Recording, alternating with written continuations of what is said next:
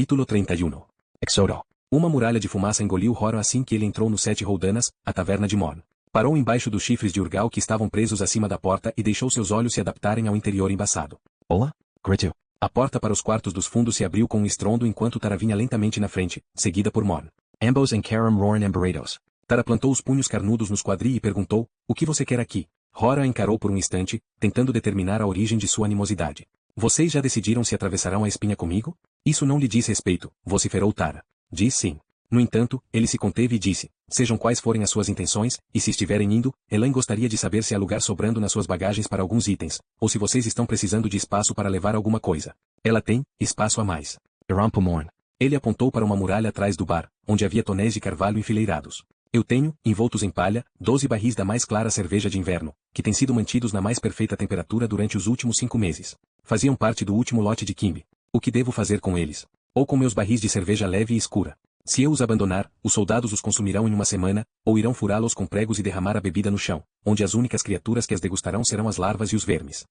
Morn se sentou e apertou as mãos, balançando a cabeça. 12 anos de trabalho. Desde que meu pai morreu, eu toco a taverna do mesmo jeito que ele, dia a dia. Então vem você e Eragon e causam todo esse problema. Isso, ele parou, respirando com dificuldade, e secou o rosto molhado com a barra da manga. Está vendo? Perguntou Tara. Ela colocou o braço em volta de Morn e apontou para Hora. Quem deu licença para você agitar Carvajal com suas palavras bonitas? Se partirmos, como meu pobre marido vai ganhar a vida?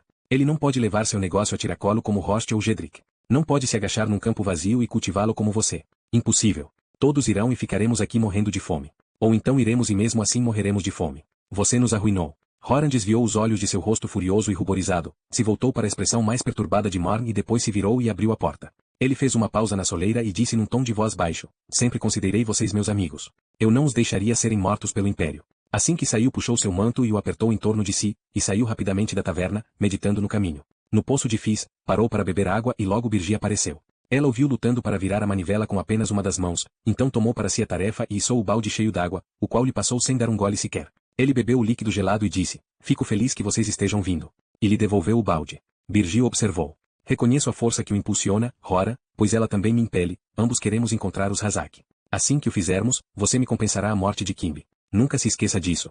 Ela empurrou o balde para dentro do poço novamente e o deixou cair solto, enquanto a manivela girava de forma desenfreada. Um segundo depois, ecoou pelo poço o som oco de um esguicho de água. Hora sorriu enquanto a via se afastando. Estava mais feliz do que perturbado com a sua declaração, sabia que mesmo se mais alguém em Carvajal fosse abandonar a causa ou morresse, Birgi ainda o ajudaria a caçar os Razak. Depois, no entanto, se é que existia um depois, ele teria de pagar seu preço ou matá-la.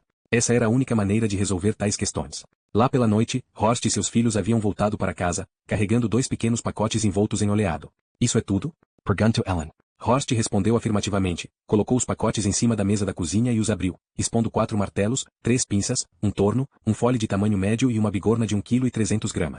Assim que os 5 se sentaram para jantar, Albriac e Baldor conversaram sobre as várias pessoas que viram fazendo preparativos secretos. Hora escutou a tudo atentamente, tentando guardar quem havia estado burros para quem não demonstrou a intenção de partir e quem talvez precisasse de ajuda para poder partir. O maior problema, disse Baldor, é a comida. Só podemos carregar até um certo limite, e será bastante difícil caçar o suficiente na espinha para alimentar 200 ou 300 pessoas. Horst balançou o dedo, com a boca cheia de grãos de feijão e depois engoliu. Caça não vai dar certo. Temos que levar nossos rebanhos conosco. Combinados, temos carneiros e bodes suficientes para alimentar todos nós por um mês ou mais. Roran ergueu sua faca. Lobos. Estou mais preocupado em impedir que os animais fiquem vagando pela floresta, respondeu Horst. Arrebanhá-los será uma tarefa à toa. Horan passou o dia seguinte ajudando a quem quer que fosse, falando pouco e geralmente permitindo que as pessoas o vissem trabalhando pelo bem do vilarejo. Mais tarde naquela noite, caiu na cama exausto, porém esperançoso. A chegada do amanhecer trespassou os sonhos de Hora e o despertou com uma significativa sensação de expectativa. Ele se levantou e desceu a escada na ponta dos pés, depois saiu da casa e olhou para as montanhas, consumido pelo silêncio da manhã. Sua respiração formava uma coluna branca no ar, mas ele se sentia quente por dentro, pois seu coração carregava medo e ansiedade. Depois de um rápido café da manhã, Horst trouxe os cavalos para a parte da frente de sua casa. Lá Hora ajudou Albriac e Baldor a carregá-los com alforjes e mais pacotes de suprimentos. Em seguida, Horan pegou a sua própria saca e chiou quando a alça de couro pendurada no ombro apertou seu ferimento. Horst fechou a porta de casa. Continuou segurando a maçaneta de aço por um instante, depois pegou a mão de Elaine e disse, vamos. Enquanto andavam por Carvajal, Horan viu famílias melancólicas reunidas em frente às suas casas com pilhas de pertences e animais domésticos se queixando. Viu carneiros e cães com sacas amarradas nas costas, crianças montadas em burros e com os olhos cheios de lágrimas, carroças amarradas a cavalos com engradados cheios de galinhas agias penduradas nas laterais. Viu os frutos do seu sucesso, e não sabia se devia rir ou chorar. Eles pararam na extremidade norte de Carvajal e esperaram para ver quem iria acompanhá-los. Um minuto se passou e logo Birgit se aproximou, vinha pela lateral, acompanhada por Favrel e seus irmãos mais novos. Birgit cumprimentou Horst e Helene, e esperou. Ridley e sua família chegaram atravessando as matas, conduziam mais de 100 ovelhas vindo do lado leste do Vale Palancar. Imaginei que fosse melhor deixá-los fora de Carvajal, gritou Ridley sobrepondo-se aos animais. Pensou bem. Respondeu Horst. Em seguida vieram Delvin, Lena e seus 5 filhos, Orval e sua família, Loren com seus filhos, Kalita e Tani, que deu um largo sorriso para Hora, e o clã de Kizel. As mulheres que haviam enviuvado há pouco, como Nola, se agruparam em volta de Birgit. Antes de o sol iluminar os picos das montanhas, a maior parte do vilarejo já havia se agrupado ao longo da muralha. Mas nem todo mundo. Morn, Tara e alguns outros ainda estavam por aparecer. Quando Ivor chegou, não carregava nenhum suprimento. Você ficará, observou Hora. Ele deu um passo para o lado desviando-se de um grupo de bodes impacientes que Gertrude tentava segurar. Sim, afirmou Ivor, deixando escapar a palavra numa confissão extenuada. Ele estremeceu e cruzou os braços magros em busca de calor, para depois encarar o sol que nascia, levantando a cabeça como se quisesse pegar os raios transparentes. Svart se recusou a partir. E fazer com que ele entre na espinha é como obrigá-lo a agir contra a sua natureza. Alguém tem que cuidar dele, como eu não tenho filhos, então, ele encolheu os ombros. De qualquer maneira, duvido que eu conseguisse desistir da fazenda. O que você fará quando os soldados chegarem? Vou enfrentá-los de um jeito que eles jamais esquecerão. Horan riu com a voz rouca e bateu no braço de Ivor, fazendo o melhor possível para ignorar o destino impronunciável que, ambos sabiam, esperava todos que ficassem. Um homem magro e de meia idade, Etuberto, marchou até a beira do comboio e gritou, vocês são todos uns idiotas. Com um murmúrio nefasto, as pessoas se viraram para olhar na direção de seu acusador. Consegui conservar a minha paz no meio de toda essa loucura, mas não seguirei um lunático com uma conversa fiada. Se as suas palavras não os tivessem cegado, viriam que ele os está levando à destruição. Bem, eu não irei. Correrei riscos passando às escondidas pelos soldados para me refugiar em Terensford. Eles ainda são gente decente e não os bárbaros que vocês encontrarão em Surda. Cuspiu no chão, girou nos calcanhares e saiu batendo os pés. Temendo que Tuberto pudesse convencer outros a desistir de tudo, Horan olhou a multidão e ficou aliviado ao não ver nada além de murmúrios nervosos. Ainda assim, ele não queria perder tempo e dar às pessoas uma chance de mudar de ideia. E perguntou a Horst em voz baixa, quanto tempo devemos esperar? Albriec, você e Baldur deem uma volta por aí e vejam se tem mais alguém vindo. Caso contrário, partiremos. Os irmãos partiram depressa em direções opostas. Meia hora mais tarde, Baldur voltou com Fis, Isolde e o cavalo que haviam pego emprestado. Largando seu marido, Isolde correu em direção a Horst, afastando todos que estavam em seu caminho, esquecendo-se que grande parte do seu cabelo havia se soltado do coque e se salientava na forma de uns tufos estranhos. Ela parou, respirando com dificuldade. Lamento termos demorado tanto, mas Fis teve problemas para fechar a loja. Ele não conseguia escolher que plainas ou formões devia levar. Ela riu num tom estridente, quase histérico. Era como se eu estivesse vendo um gato cercado por ratos, tentando decidir qual deles perseguiria. Primeiro este, depois aquele. Um sorriso torto fez os lábios de Horst se apertarem. Entendo perfeitamente. Hora se esforçou para avistar Albriec, mas foi em vão. E apertou os dentes. Onde ele está? Horst bateu em seu ombro. Bem ali, acredito eu. Albriec avançou entre as casas com 3 barris de cerveja amarrados nas suas costas e um olhar aflito que era hilário bastante para fazer Baldur e vários outros caírem na gargalhada. Ao lado de Albriec andavam Morn e Tara, que cambaleavam por causa do peso das suas enormes sacas, assim como o burro e os 2 bodes que eles puxavam. Para a surpresa de Hora, os animais carregavam ainda mais barris. Eles não vão aguentar nem 1 quilômetro, disse Hora, cada vez mais furioso com a tolice do casal. E eles não possuem comida suficiente. Será que estão esperando que os alimentemos ou? Com uma risadinha, Horst o interrompeu. Eu não me preocuparia com a comida. A cerveja de Morn será boa para elevar a moral da turma, e isso vale mais do que umas poucas refeições. Você vai ver. Assim que Albriec se livrou dos barris, Horan perguntou a ele e a seu irmão, esses são todos? Quando responderam afirmativamente, Horan disse um palavrão e deu um soco na coxa. Tirando Ivor, 3 famílias estavam determinadas a ficar no Vale Palancar, as de Etuberto, Par e Knut. Não posso forçá-los a vir. Ele suspirou. Tudo bem. Não há mais sentido em esperar. O alvoroço se espalhou pela população, o momento finalmente havia chegado. Horst e 5 outros homens abriram a muralha de árvores, e colocaram tábuas em cima da trincheira para que as pessoas e os animais pudessem atravessá-la. Horst gesticulou. Acho que você devia ir na frente, Hora. A spear. Fis correu, com um orgulho evidente, deu para Hora um bastão negro de madeira de espinheiro, com 1,80 m de comprimento e um nó de raízes polidas no topo, além de uma virola de aço azulado que se afilava até virar um ferrão áspero na base. Eu o fiz na noite passada, disse o carpinteiro. Achei que você poderia precisar de algo assim. Hora passou sua mão direita pela madeira, maravilhado com sua maciez. Não poderia querer algo melhor. Você é um mestre. Obrigado. Fis sorriu e se afastou. Consciente do fato de que estava sendo observado por toda a multidão, Hora encarou as montanhas e as cataratas igualda. Seu ombro latejava sob a alça de couro. Para trás ficaram a alçada de seu pai e tudo que ele conhecera na vida. À sua frente estavam os picos recortados que se avolumavam em direção ao céu pálido e bloqueavam seu caminho e sua vontade. Ele não seria impedido. E não iria olhar para trás. Katrina. Levantando o queixo, Horan começou o caminho. Seu bastão batia nas tábuas pesadas enquanto ele atravessava a trincheira e saía de Carvajal, liderando os moradores selva adentro.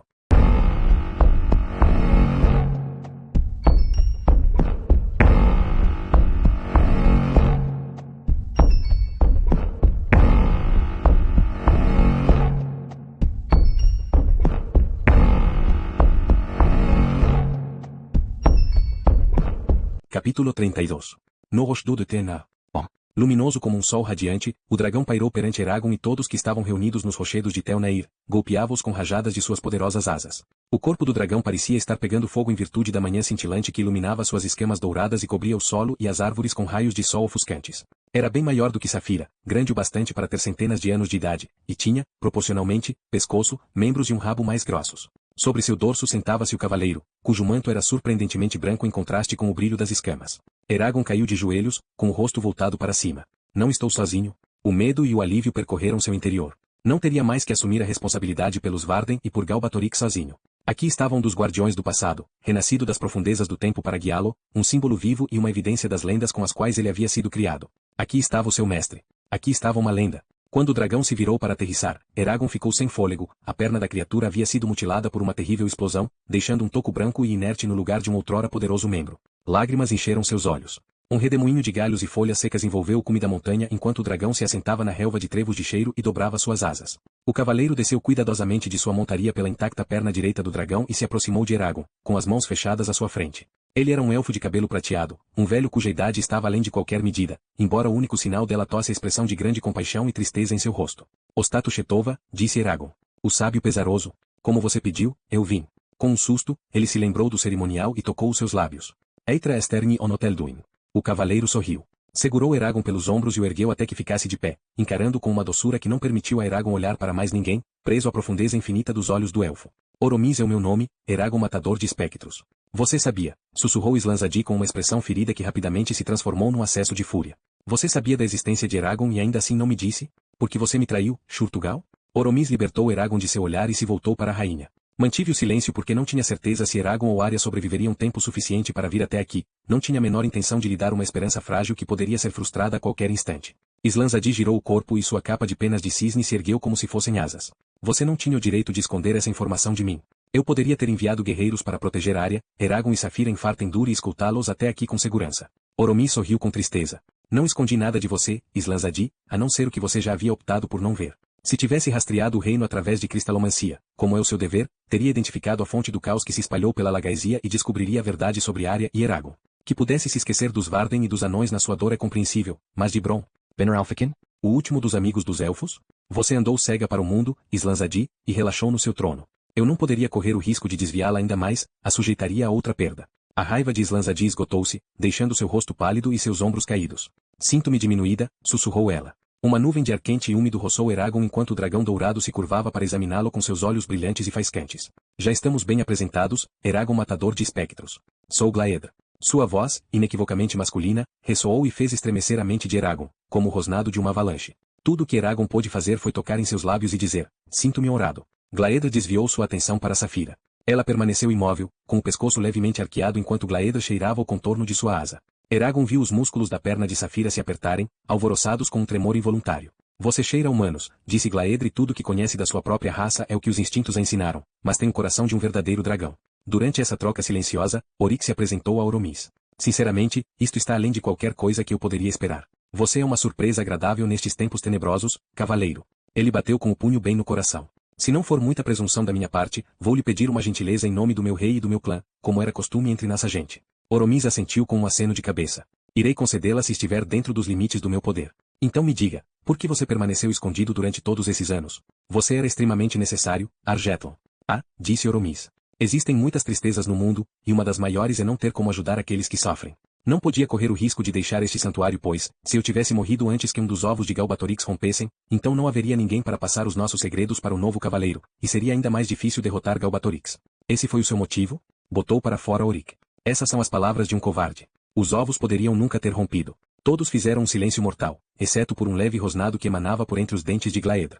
Se você não fosse nosso convidado, disse Slanzadi, eu o teria agredido com as minhas próprias mãos por este insulto. Oromis estendeu as mãos. Não estou me sentindo ofendido. É uma reação apropriada. Entenda, Orik, que eu e Glaedra não podemos lutar. Glaedra tem a sua incapacidade, e eu, tocou a lateral de sua cabeça, também estou mutilado. Os renegados destruíram algo dentro de mim quando fui prisioneiro deles, e ao passo que ainda posso ensinar e aprender, não posso mais controlar a magia, exceto os menores encantos. O poder me escapa, não importa o quanto eu me esforce. Seria menos do que inútil numa batalha, uma fraqueza e uma desvantagem, alguém que poderia facilmente ser capturado e manipulado. Por isso me afastei da influência de Galbatorix para o bem de muitos, muito embora ansiasse por enfrentá-lo abertamente. O imperfeito que é perfeito, murmurou Eragon. Perdoe-me, disse Orik. Ele parecia surpreso. Não tem importância. Oromis colocou a mão no ombro de Eragon. Slanzadi Drotningu, com sua licença. Vá, disse ela num tom enfadonho, e acabe logo com isso. Glaedra se agachou até bem perto do chão e Oromis subiu em sua perna com agilidade para depois se agitar na sela que estava em seu dorso. Venam, Eragon e Safira. Temos muito para conversar. O dragão dourado pulou do penhasco e começou a voar em círculos, subindo numa corrente de ar quente. Eragon e Orik abraçaram-se solenemente. Traga honra para o seu clã, disse o anão. Enquanto Eragon montava em Safira, era como se estivesse prestes a embarcar numa longa viagem. Devia dizer adeus para aqueles que ficariam para trás. Em vez disso, o jovem simplesmente olhou para a área e sorriu, deixando seu fascínio e sua alegria à mostra. Ela franziu um pouco a testa, parecendo perturbada, mas logo ele sumiu, varrendo o céu por conta da impetuosidade do voo de Safira. Juntos, os dois dragões seguiram por alguns quilômetros até o despenhadeiro branco mais ao norte, acompanhados apenas pelo som de suas asas. Safira voou ao lado de Glaedra. Seu entusiasmo fervilhava dentro da mente de Eragon, intensificando suas próprias emoções. Pousaram em outra clareira, situada na beira do despenhadeiro, exatamente antes da muralha de pedras expostas que já estava em processo de decomposição. Uma trilha à vista ia do precipício até a porta de uma cabana baixa erguida entre os troncos de 4 árvores, um dos quais se estendia sobre um riacho proveniente das profundezas sombrias da floresta. Glaedra não cabia em seu interior, a cabana podia facilmente ficar acomodada entre suas costelas. Bem-vindos à minha casa, disse Oromis enquanto desmontava com uma facilidade incomum. Eu moro aqui, na beira dos rochedos de Tel Nair, porque me dá a oportunidade de pensar e estudar em paz. Minha mente funciona melhor quando estou longe de Elesmera e das distrações causadas pelas outras pessoas. Ele sumiu dentro da cabana e depois voltou com 2 banquinhos e jarros cheios de uma água limpa e fresca para si próprio e para Eragon. O rapaz tomou um gole e ficou apreciando a vasta paisagem de Duveldenvarden, numa tentativa de ocultar a admiração e o nervosismo, enquanto esperava o elfo falar.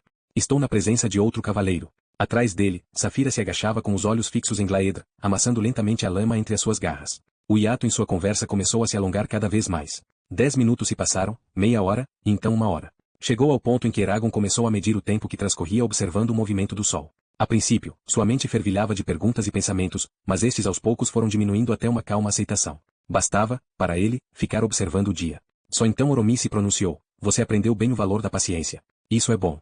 Eragon levou um instante para conseguir se expressar. Você não pode se aproximar silenciosamente de um veado se estiver com pressa. Oromis baixou seu jarro. É verdade. Deixe-me ver suas mãos. Acho que elas dizem muito sobre a pessoa. Eragon retirou suas luvas e permitiu que o elfo apertasse o seu pulso com dedos magros e secos. Ele examinou os calos do jovem e prosseguiu. Corrija-me se eu estiver errado.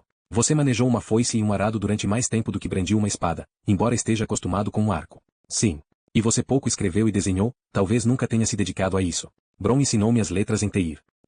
Afora sua escolha de ferramentas, me parece óbvio que você tende a ser negligente e a descuidar da sua própria segurança. O que o faz dizer isso, Oromis Elda? Perguntou Eragon, usando a honraria mais respeitosa e formal da qual ele podia se lembrar. Elda não, corrigiu Oromis. Você pode me chamar de mestre nesta língua e Ebritil na língua antiga, nada mais. E estenderá a mesma cortesia para Glaedra. Somos os seus professores, vocês são os nossos alunos, e agirão com o respeito e a deferência apropriados. Oromis falou educadamente, mas com a autoridade de alguém que espera a mais absoluta obediência. Sim, mestre Oromis. Você também, Safira. Eragon podia sentir como era difícil para Safira deixar o orgulho e lado para dizer, sim, mestre. Oromis ace new positivamente. Agora, qualquer um que tenha tal coleção de cicatrizes foi inacreditavelmente azarado, lutou como um louco enfurecido ou procura o perigo deliberadamente. Você luta como um louco enfurecido? Não. Nem me parece azarado, muito pelo contrário. Com isso, só resta uma explicação. A não ser que você pense de forma diferente? Eragon lembrou de suas experiências em casa e na estrada, numa tentativa de categorizar seu comportamento. Diria, mais exatamente, que, uma vez que me dedico a um certo projeto ou objetivo, procuro levá-lo até o fim, não importa o custo, especialmente se alguém que eu amo estiver em perigo. Seu olhar se moveu em direção a Safira. E você se dedica a projetos desafiadores? Gosto de ser desafiado. Então você sente a necessidade de enfrentar adversidades para testar as suas habilidades. Gosto de superar desafios, mas já encarei muito sofrimento para saber que é uma tolice tornar as coisas mais difíceis do que elas são.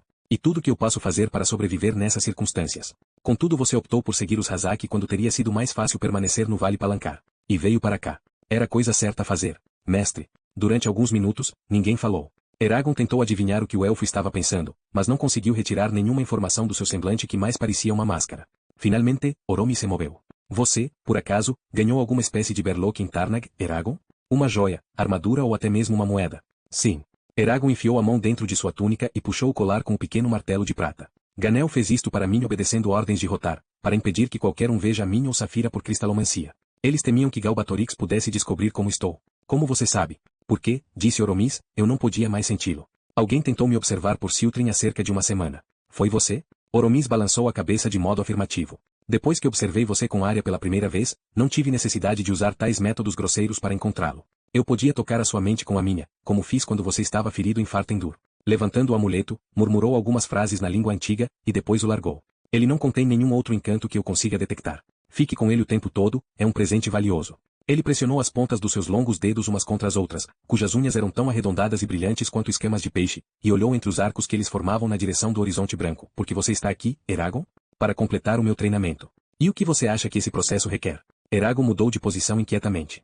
Aprender mais sobre magia e luta. Bronn não teve como terminar de me ensinar tudo o que sabia. Magia, a arte do manejo da espada, e outras habilidades são inúteis a não ser que você saiba como e quando aplicá-las. Isso eu lhe ensinarei. No entanto, como Galbatorix já demonstrou, o poder sem direção moral é a força mais perigosa do mundo. Minha tarefa principal, então, é ajudar vocês, Eragon e Safira, a entender que princípios os guiam, para que não façam as escolhas certas pelas razões erradas. Vocês têm de aprender mais sobre si próprios, quem são, e o que são capazes de fazer. É por isso que estão aqui. Quando comecamos? Perguntou Safira. Oromis começava a responder quando se enrijeceu e deixou cair seu jarro. Seu rosto ficou vermelho e os dedos se apertaram até virarem garras que se prendiam ao seu manto como se fossem carrapichos. A mudança foi assustadora e instantânea. Antes que Eragon pudesse fazer algo mais do que hesitar, o elfo havia relaxado novamente, embora seu corpo inteiro agora acusasse um certo cansaço. Preocupado, Eragon o Supergunter. Você está bem? Um traço de deleite levantou o canto da boca de Oromis. Menos do que eu poderia desejar. Nós elfos nos imaginamos imortais, mas nem mesmo nós podemos escapar de certas doenças da carne, que estão além do nosso conhecimento de magia, o que não nos permite fazer algo mais do que protelá-las. Não se preocupe, não é contagioso, mas tampouco eu consigo me livrar dela. Ele suspirou. Passei décadas me ligando a centenas de encantos fracos e pequenos que, dispostos um sobre o outro, duplicam o efeito dos encantos que agora estão além do meu alcance. Ligo-me a eles para que possa viver tempo suficiente para testemunhar o nascimento dos últimos dragões e fomentar a ressurreição dos cavaleiros a partir da ruína dos nossos erros. Quanto tempo resta até?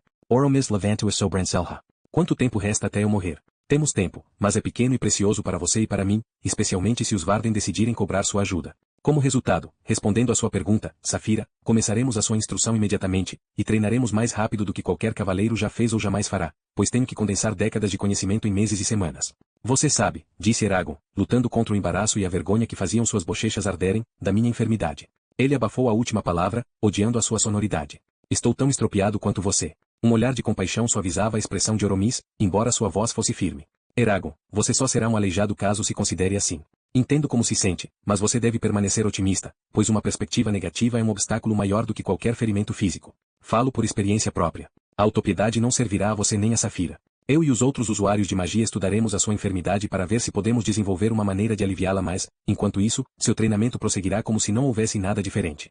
As entranhas de Eragon se contraíram e ele ficou sentindo o gosto da bilis enquanto pensava nas implicações. Com certeza Oromis não me faria passar por todo aquele sofrimento novamente. A dor é insuportável, disse ele furiosamente. Irá me matar. Eu? Não, Eragon.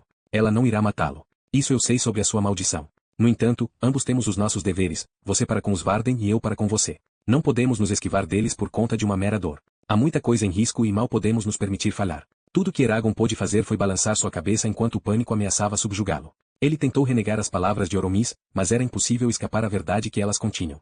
Eragon.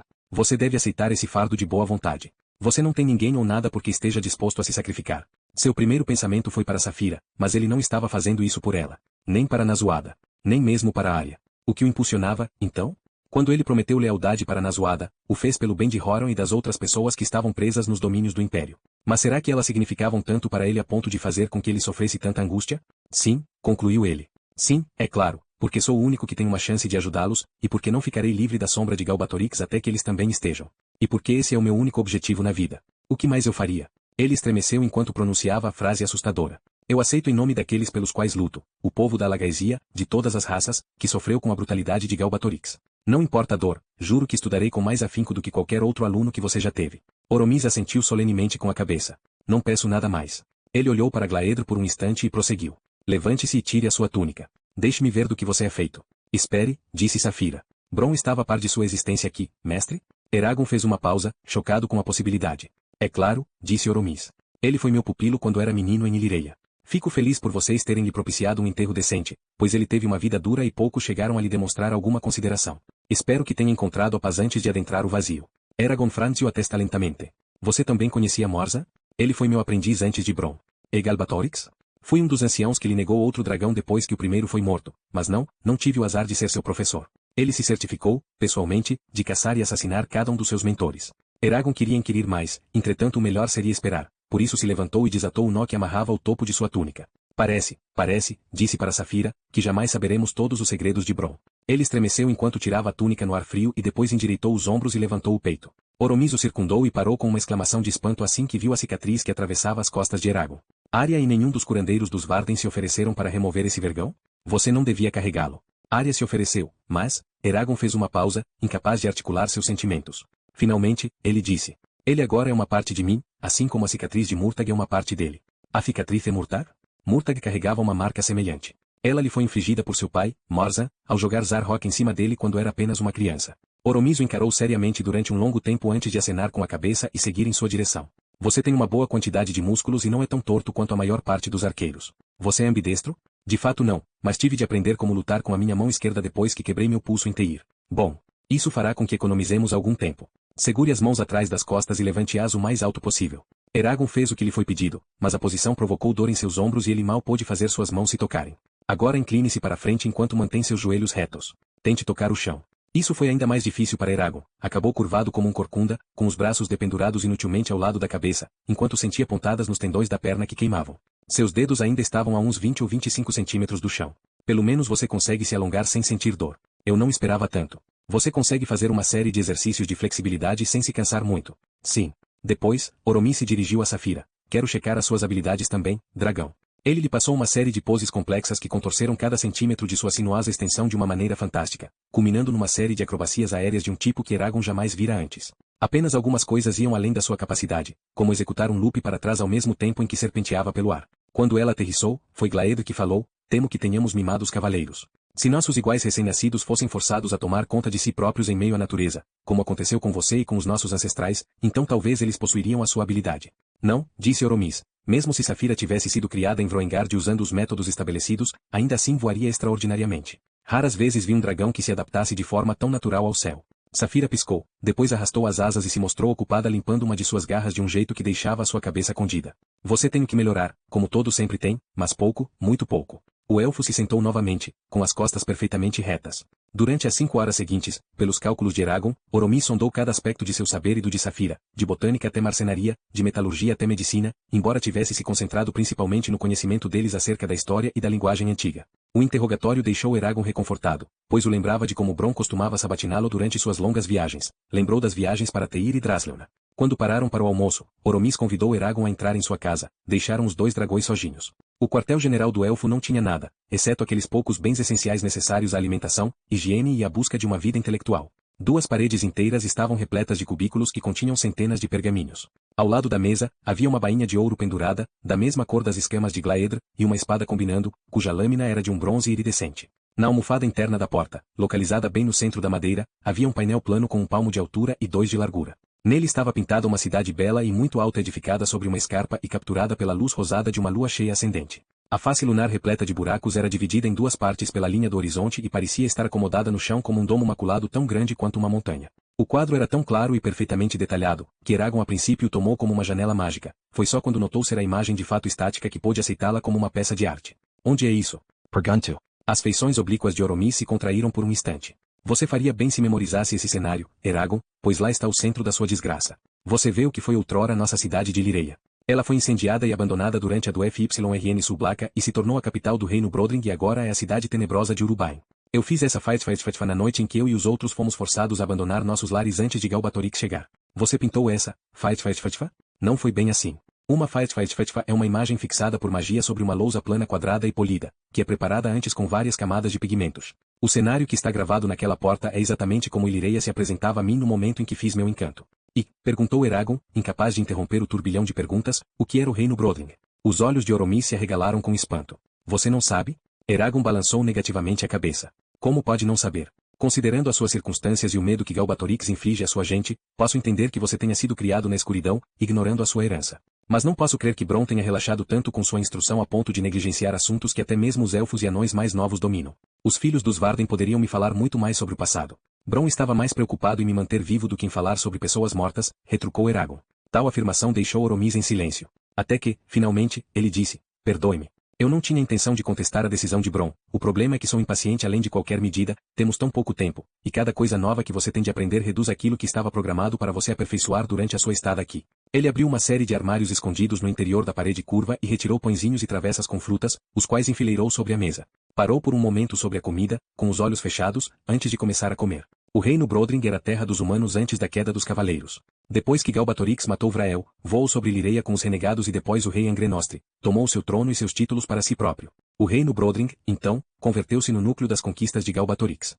Ele anexou Vroengard e outras terras ao leste e ao sul aos seus domínios, criando o império com o qual você está familiarizado. Tecnicamente, o reino Brodring ainda existe, embora, a essa altura, duvido que seja muito mais do que um nome em decretos reais. Temendo que fosse importunar o elfo com mais indagações, Eragon se concentrou em sua comida. No entanto, seu rosto deve tê-lo traído, pois Oromis disse, você me lembra Bron quando o escolhi para ser o meu aprendiz. Ele era mais jovem do que você, tinha apenas 10 anos, mas tinha uma curiosidade tão grande quanto a sua. Duvido muito ter ouvido dele, ao longo de um ano, algo além de como, o que, quando e, acima de tudo, por quê. Não se sinta acanhado para perguntar aquilo que se aloja dentro do seu coração. Quero saber tanta coisa, sussurrou Eragon. Quem é você? De onde você vem? De onde veio Bron? Como era Mortsan? Como, o que, quando, por quê? E quero saber tudo sobre Vroengard e os cavaleiros. Talvez então o meu próprio caminho fique mais claro. O silêncio caiu sobre ambos, enquanto Oromis abria meticulosamente uma amara preta, arrancando um gomo de cada vez. Quando o último glóbulo desapareceu no meio dos seus lábios cor de vinho, ele esfregou as mãos, polindo as palmas, como Garros costumava dizer, e afirmou, guarde então algumas informações sobre mim, nasci há alguns séculos em nossa cidade de Lutivira, situada na floresta perto do lago Tudosten. Aos 20 anos de idade, como todas as crianças elfas, fui apresentado aos ovos que os dragões haviam dado para os cavaleiros, e Glaedr saiu da casca para mim. Fomos treinados como cavaleiros, durante quase um século, viajamos por todo o mundo, fazendo a vontade de Vrael. Finalmente, chegou o dia que julgamos apropriado para nos aposentarmos e passarmos nossa experiência para a geração seguinte, por isso assumimos uma posição em Ilireia e começamos a treinar novos cavaleiros, um ou dois de cada vez, até Galbatorix nos destruir. E Bron?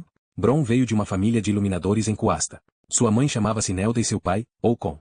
Coasta está tão isolada do resto da Alagaesia pela espinha que se tornou um lugar peculiar, cheio de costumes e superstições estranhos. Quando ele ainda era novo em Ilireia, Bron costumava bater em portas 3 vezes antes de entrar ou deixar um recinto. Os estudantes humanos caçoaram dele até que resolveu abandonar a prática junto com alguns dos seus outros hábitos. Morzan foi o meu maior fracasso. Bron o idolatrava. Nunca saiu do seu lado, nunca o contradisse e jamais acreditou que pudesse superar Morzan numa aventura qualquer. Morzan, tenho vergonha de admitir, pois estava dentro do meu alcance detê-lo, estava pardiço e tirava vantagem da devoção de Bron de centenas de maneiras diferentes. Foi ficando tão orgulhoso e cruel que pensei em separá-lo de Bron. Mas antes que eu pudesse fazê-lo, Morzan ajudou Galbatorix a roubar um dragão Suica, recém-nascido, para substituir o que Galbatorix havia perdido ajudou a matar o cavaleiro daquele dragão no processo. Morzan e Galbatorix, então, fugiram juntos, selando o nosso destino. Você não pode começar a perceber o efeito que a traição de Morzan provocou em Bron sem antes entender a profundidade da afeição que ele tinha pelo colega. E quando Galbatorix finalmente se revelou e os renegados mataram o dragão de Bron, este projetou toda a sua raiva e dor naquele que julgava ser o responsável pela destruição do seu mundo, Morzan. Oromis fez uma pausa, com uma expressão solene no rosto. Você sabe por que o fim do dragão, ou do cavaleiro, normalmente causa a morte do parceiro sobrevivente? Posso imaginar, respondeu Eragon. Ele tremeu ao pensar. A dor já é um choque imenso, embora nem sempre seja suficiente, mas o que realmente causa danos é sentir que parte da sua mente e da sua identidade morrem. Quando isso aconteceu com Bron, temi por um tempo que ele enlouquecesse. Depois que fui capturado e escapei, trouxe-o para Elesmera por segurança, mas ele se recusou a ficar, e resolveu marchar com o nosso exército para a planície de Lireia, onde o rei Evandar foi assassinado. A confusão àquela altura era indescritível. Galbatorix estava ocupado consolidando seu poder, os anões estavam recolhidos, o sudoeste era uma massa em guerra enquanto os humanos se rebelavam e lutavam para criar Surda, e havíamos acabado de perder o nosso rei. Movido pelo desejo de vingança, Bron tentou se aproveitar do estado de desordem. Juntou muitos daqueles que haviam sido elivros, libertou outros que haviam sido aprisionados, e junto com esses formou os Varden. Ele os liderou durante alguns anos e depois entregou a posição a uma outra pessoa para prosseguir no seu principal intento, que era provocar a ruína de Morza. Bronn matou, pessoalmente, 3 dos renegados, incluindo Morza, e foi responsável indireto pelas mortes de outros 5. Raramente sentiu-se feliz durante sua vida, mas era um bom cavaleiro e um bom homem, e sinto-me honrado por tê-lo conhecido. Nunca ouvi seu nome associado às mortes dos renegados, contestou Eragon. Galbatorix não quis divulgar o fato de que ainda existia alguém capaz de matar os seus servos. Grande parte do seu poder reside na invulnerabilidade aparente. Mais uma vez, Eragon foi forçado a rever seu conceito sobre Bronn, do contador de histórias, que Eragon supôs que ele fosse a princípio, ao cavaleiro e mágico com o qual havia viajado, ao cavaleiro que finalmente lhe foi revelado ser, agora, ao ativista, líder revolucionário e assassino. Vê-a difícil conciliar todos esses papéis. Sintou-me como se mal o conhecesse. Gostaria que tivéssemos a chance de conversar sobre tudo isso pelo menos uma vez. Ele era um bom homem, concordou Eragon. O jovem cavaleiro olhou para fora através de uma das janelas redondas de frente para a beira do penhasco que permitiam ao calor da tarde se espalhar pela sala.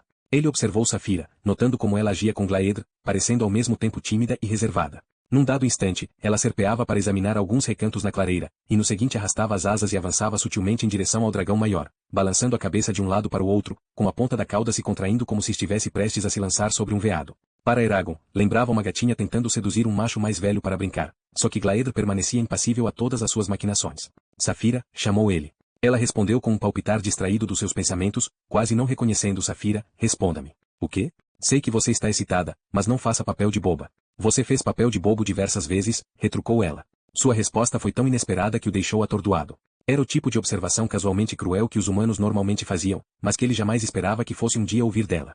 Finalmente consegue USC pronunciar. Assim não nos ajudamos. Ela resmungou e fechou sua mente, embora ele ainda conseguisse sentir um resquício das emoções da parceira conectando-os. Eragon voltou a si para encontrar os olhos cinzentos de Oromis voltados intensamente em sua direção. O olhar do elfo era tão perceptivo que Eragon estava certo de que seu tutor entendeu o que havia acontecido. Eragon forçou um sorriso e acenou em direção a Saphira. Muito embora estejamos ligados, jamais consigo prever o que ela fará. Quanto mais aprendo sobre ela, mais percebo como somos diferentes. Então Oromis fez a sua primeira afirmação realmente sábia, segundo a avaliação de Eragon. Aqueles que nós amamos são normalmente os seres mais estranhos para nós. O elfo hesitou. Ela é muito jovem, assim como você. Eu e Glaedr levamos décadas até conhecermos totalmente um ao outro. O vínculo de um cavaleiro com o seu dragão é igual a qualquer outro relacionamento, ou seja, um trabalho em desenvolvimento. Você confia nela? Com a minha vida. E ela confia em você? Sim. Então seja condescendente. Você foi criado como órfão. Ela foi criada acreditando que era o último espécime vivo de toda a sua raça. E acabou de descobrir que estava errada. Não fique surpreso se levar mais alguns meses para ela parar de importunar Glaedr e voltar novamente sua atenção para você. Eragon ficou segurando um mirtilo entre o polegar e o indicador, seu apetite havia desaparecido. Por que os elfos não comem carne? Por que deveríamos? Oromis segurou um morango e ficou girando de modo que a luz refletisse sua casca cheia de covinhas e iluminasse os pelos finíssimos. Tudo de que precisamos e desejamos nós extraímos das plantas, incluindo a nossa alimentação. Seria uma barbaridade fazer os animais sofrerem para que pudéssemos ter pratos adicionais sobre a mesa. Nossa opção lhe fará mais sentido em breve. Eragon franziu a testa. Ele sempre comera carne e não pensava em se alimentar apenas de frutas e vegetais enquanto estivesse em Elesmera. Você não sente falta do gosto? Não se pode sentir falta daquilo que nunca se teve. E quanto a Glaedr? Ele não pode se alimentar só de grama. Não, mas nem ele inflige dor desnecessariamente. Cada um de nós faz o melhor que pode com o que nos é dado. Você não pode deixar de ser quem é ou o que nasceu para ser. É Islan Sadi? Sua capa foi feita com penas de cisne. Penas soltas se acumulam ao longo de muitos anos. Nenhum pássaro foi morto para que fosse feita sua vestimenta. Terminaram a refeição e Eragon ajudou Oromis a limpar os pratos com areia. Enquanto o elfo os empilhava no guarda-louças, perguntou, você tomou banho hoje de manhã? A pergunta surpreendeu Eragon, que respondeu negativamente. Por favor, faça-o amanhã e todo dia de hoje em diante. Todo dia. A água é fria demais para isso. Vou pegar uma febre. Oromis o encarou de um jeito indefinível. Então faça-a ficar mais quente. Agora era a vez de Eragon ficar desconfiado. Não tenho poder suficiente para esquentar um rio inteiro com magia, protestou. A casa ecoou as gargalhadas de Oromis. Lá fora, Glaedr balançou sua cabeça em direção à janela, olhou para o elfo, e depois retornou para a posição em que estava antes. Suponho que você tenha explorado seus aposentos na noite passada.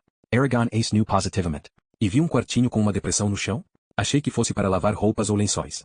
E para você se lavar. Há 2 mangueiras escondidas ao lado, na parede que fica acima do buraco. Abra-as que você poderá se banhar com água de qualquer temperatura. Além disso, ele apontou para o queixo de Eragon. Enquanto for meu aluno, espero que você se barbeie até ficar com uma barba mais cheia, se for essa a sua vontade, e não fique parecendo uma árvore com metade das folhas arrancadas. Elfos não se barbeiam, mas encontrarei uma navalha e um espelho para lhe mandar. Com orgulho mais do que abalado, Eragon concordou. Assim que os dois saíram, Oromis olhou para Glaedr e o dragão disse, resolvemos adotar um plano de estudo para Saphira e você. O elfo disse, vocês começarão, 1 hora depois do nascer do sol amanhã, na hora do lírio vermelho. Retornem para cá nesse horário.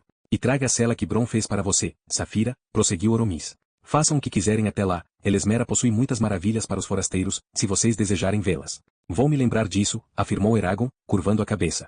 Antes de ir, mestre, gostaria de agradecê-lo por ter me ajudado em Trongein depois que eu matei o espectro. Duvido que tivesse sobrevivido sem o seu auxílio. Estou em débito. Ambos estamos em débito, acrescentou Safira. Oromis sorriu levemente e inclinou a cabeça.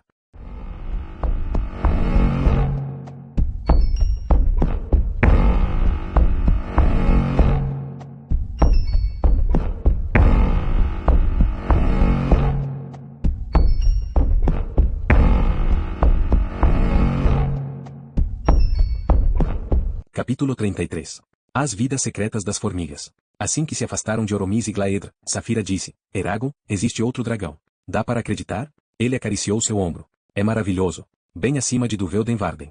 O único sinal de que havia alguma moradia no meio da floresta era uma ou outra coluna de fumaça que brotava da copa de uma árvore e logo sumia do céu claro. Nunca acreditei que pudesse encontrar outro dragão, tirando Suica. Talvez pudéssemos recuperar os ovos que estão com Galbatorix, sim, mas minhas esperanças eram mínimas. E agora essa. Ficou-se retorcendo sob o seu cavaleiro, toda feliz. Glaedra incrível, não? E tão velho e forte, e suas escamas são tão brilhantes. Ele deve ter o dobro, não, o triplo do meu tamanho. Você viu suas garras? Elas. Prosseguiu falando assim durante mais alguns minutos, cada vez mais eloquente no que dizia respeito aos atributos de Glaedra. Mais fortes que suas palavras, no entanto, eram as emoções que Eragon sentia embriagando-a, ansiedade e entusiasmo juntos, o que ele só podia identificar como uma ardente adoração.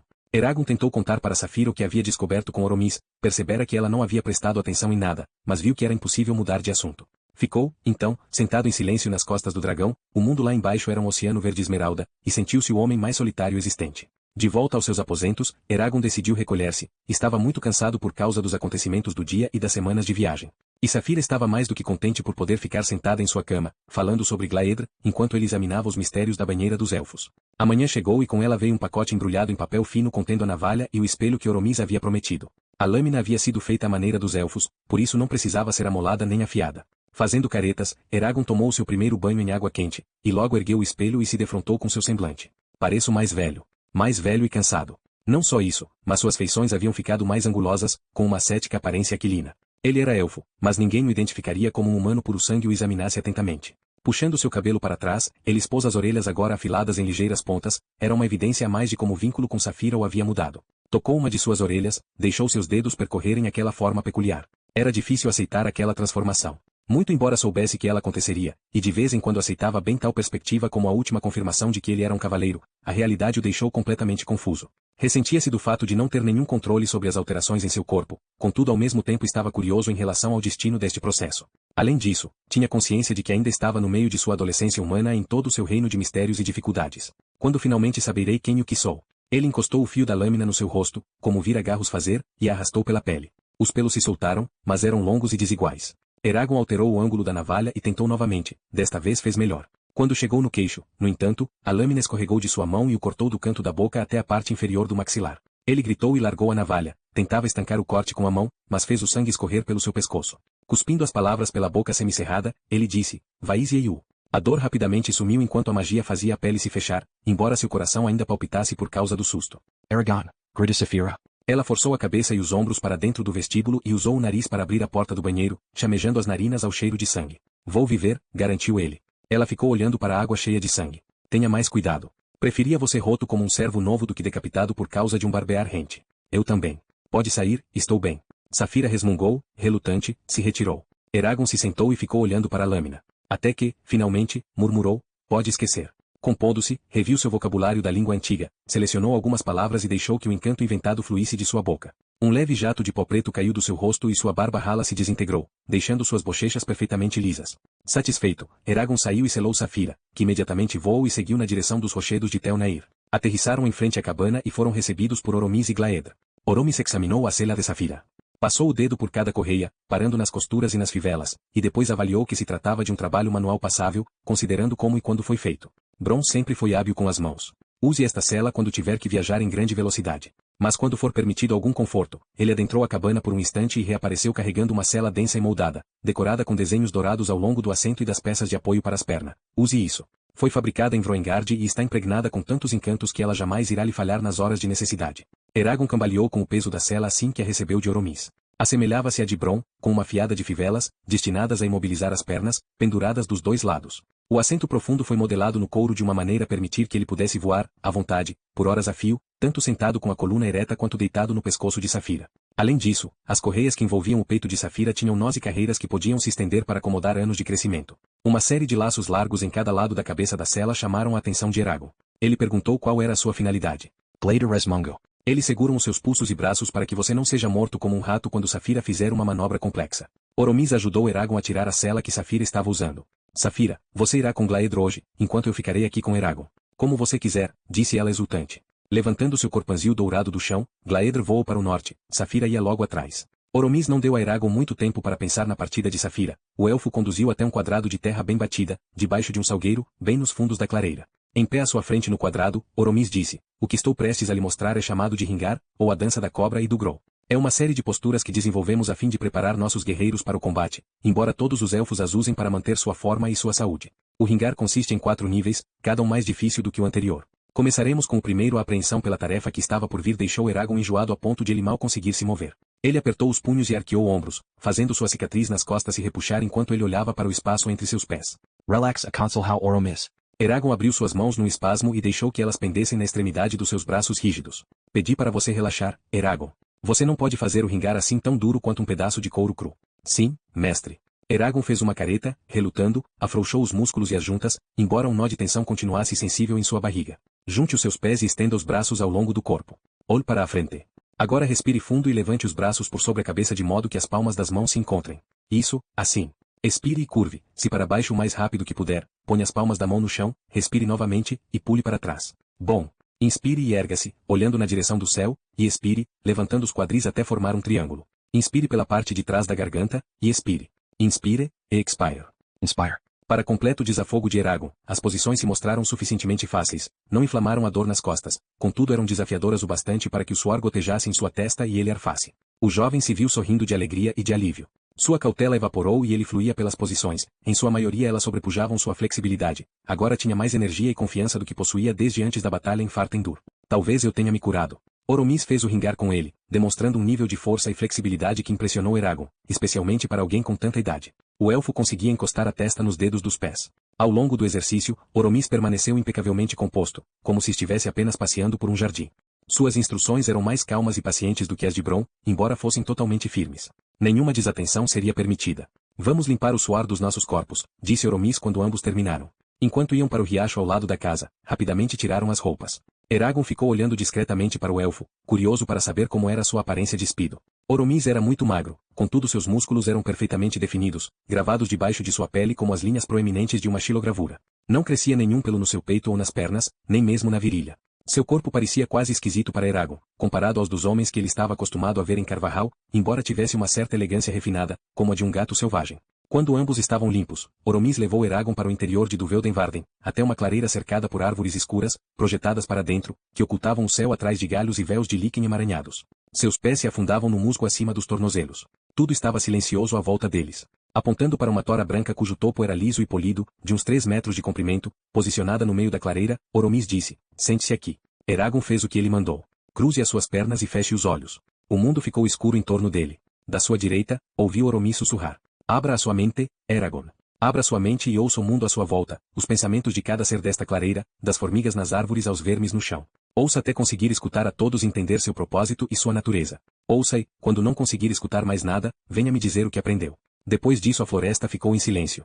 Sem saber ao certo se Oromis havia saído, Eragon tentou reduzir as barreiras em volta da sua mente e se ampliar usando sua consciência, como fez quando tentava contatar Safira a uma grande distância. No início, apenas um vácuo o cercava, até que clarões de luz e ondas de calor começaram a aparecer na escuridão, aumentaram até ele estar sentado no meio de uma galáxia em turbilhão, cada ponto brilhante representava uma vida. Sempre que ele havia entrado em contato com outros seres usando a mente, como Kadok, Fogo na Neve ou Solembum, focava sempre naquele com quem queria se comunicar. Mas isso, aqui era como se ele tivesse se mantido surdo no meio de uma multidão e agora pudesse ouvir toda a conversa girando à sua volta. Subitamente sentiu-se vulnerável, estava completamente exposto ao mundo.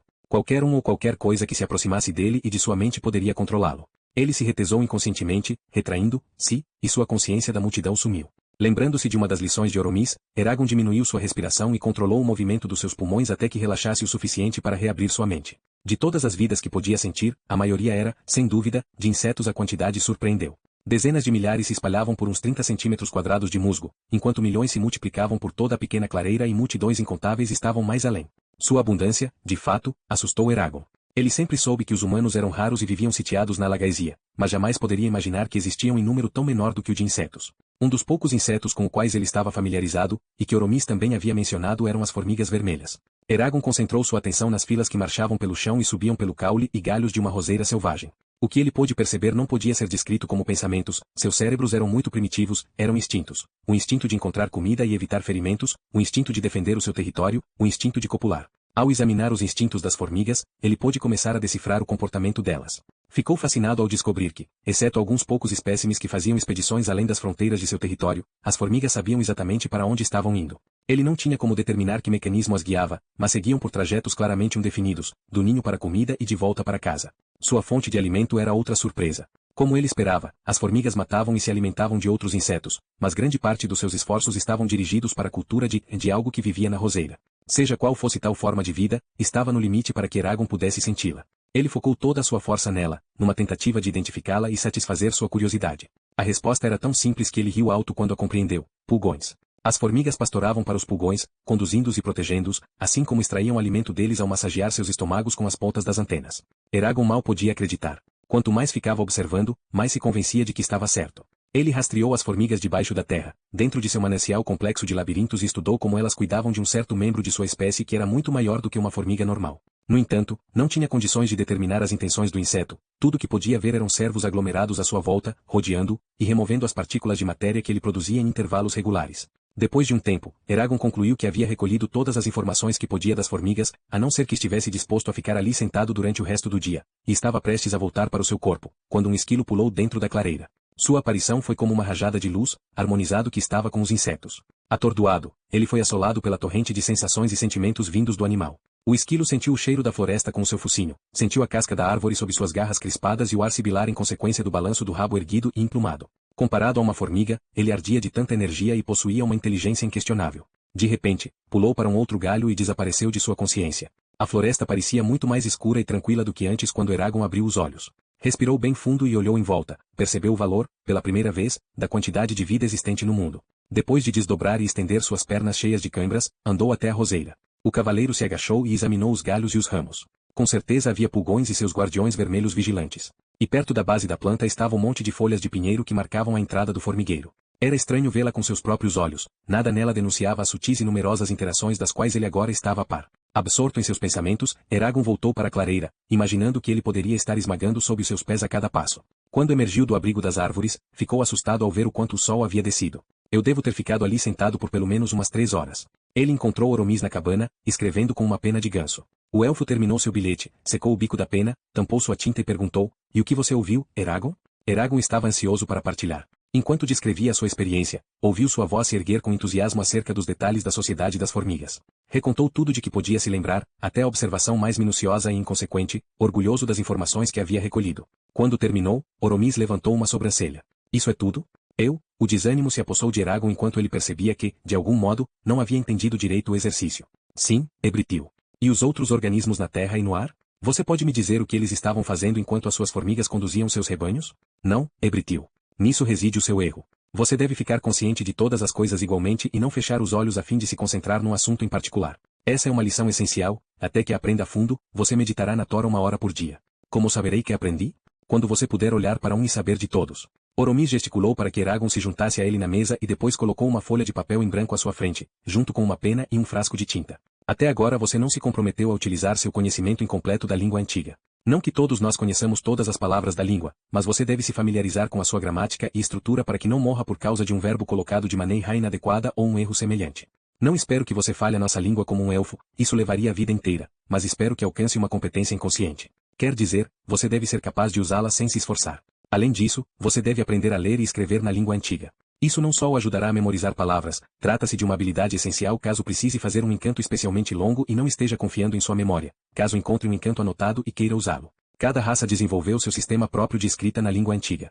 Os anões usam seu alfabeto rúnico, assim como os humanos. No entanto, são apenas técnicas provisórias, incapazes de expressar as verdadeiras sutilezas da língua, assim como nosso Lidu Enquaedi, o roteiro poético. O Lidu Enquaedi foi desenvolvido para ser o mais elegante, bonito e preciso possível. Ele é composto de 42 caracteres rentes que representam vários sons. Esses caracteres podem ser combinados num número quase infinito de glifos que representam tanto palavras individuais quanto frases inteiras. O símbolo no seu anel é um desses glifos. O símbolo em Zarhok é outro. Vamos começar. Quais são os sons básicos de vogais na língua antiga? O quê? A ignorância de Eragon acerca dos fundamentos da língua antiga ficou rapidamente aparente. Quando ele viajou com Bron, o velho contador de histórias se concentrara em fazer com que Eragon memorizasse listas de palavras das quais ele poderia precisar para sobreviver, assim como aperfeiçoar sua pronúncia. Nessas duas áreas ele se sobressaiu, mas não conseguia nem explicar a diferença entre um artigo definido e um indefinido. Se as lacunas em sua educação frustraram Oromis, o elfo não o demonstrou através de palavras e atitudes, mas trabalhou com persistência para preenchê-las. Num certo ponto durante a lição, Eragon comentou: "Nunca precisei de muitas palavras nos meus encantos." Bron disse que era um dom eu poder fazer tanto só com Brisinga. O máximo que já disse na língua antiga foram os diálogos mentais com Arya e a bênção que dei a uma órfã em Fartendur. "Você abençoou uma criança na língua antiga?" perguntou Oromis, subitamente alerta. "Lembra-se de como verbalizou essa bênção?" "Sim. Recite-a para mim."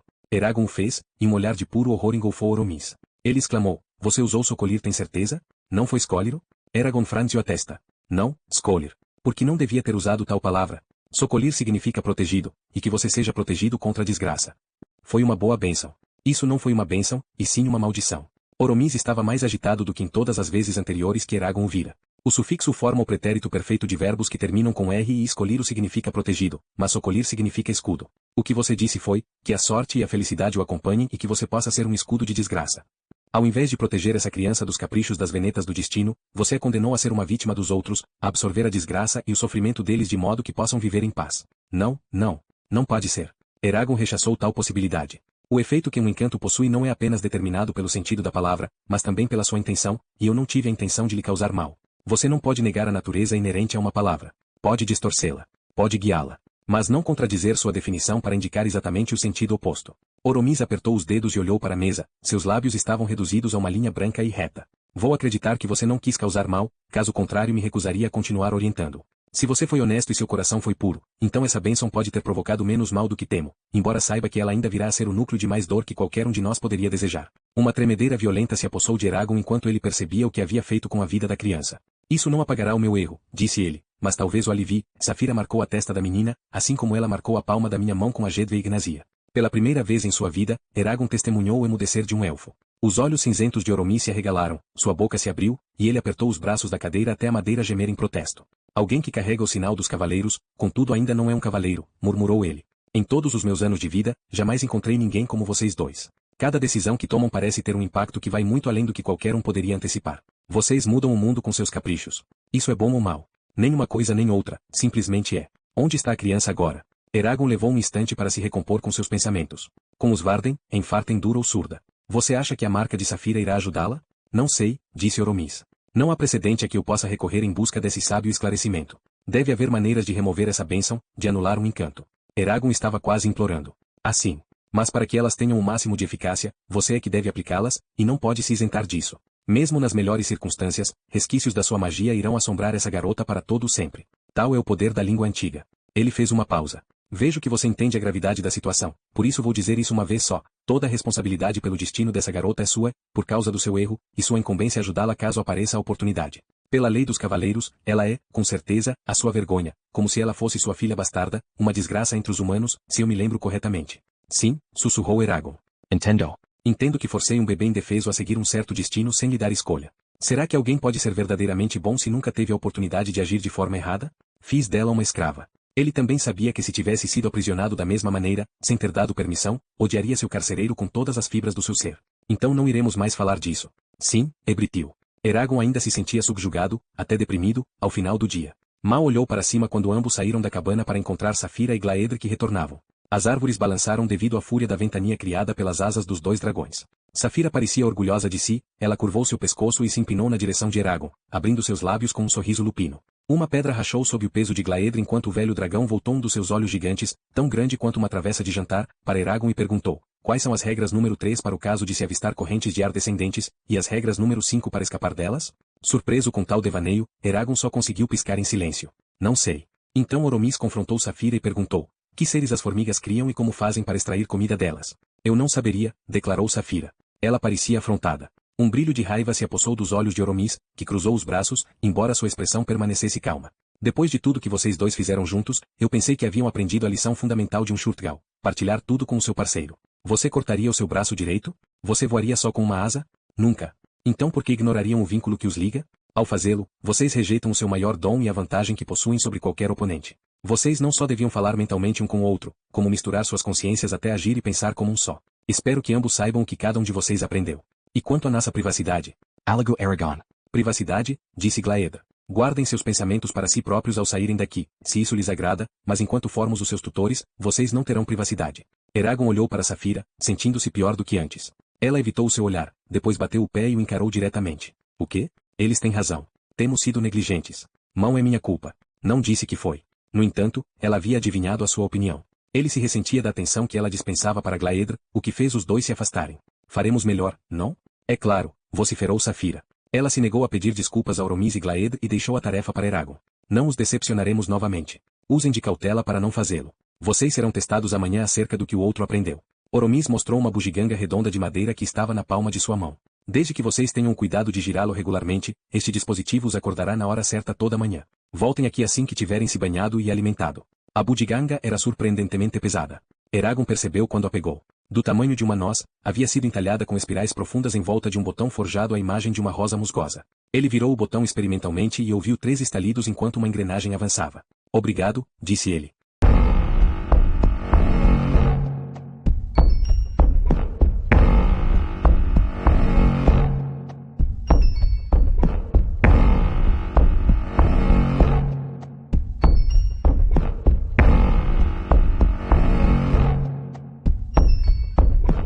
Capítulo 34.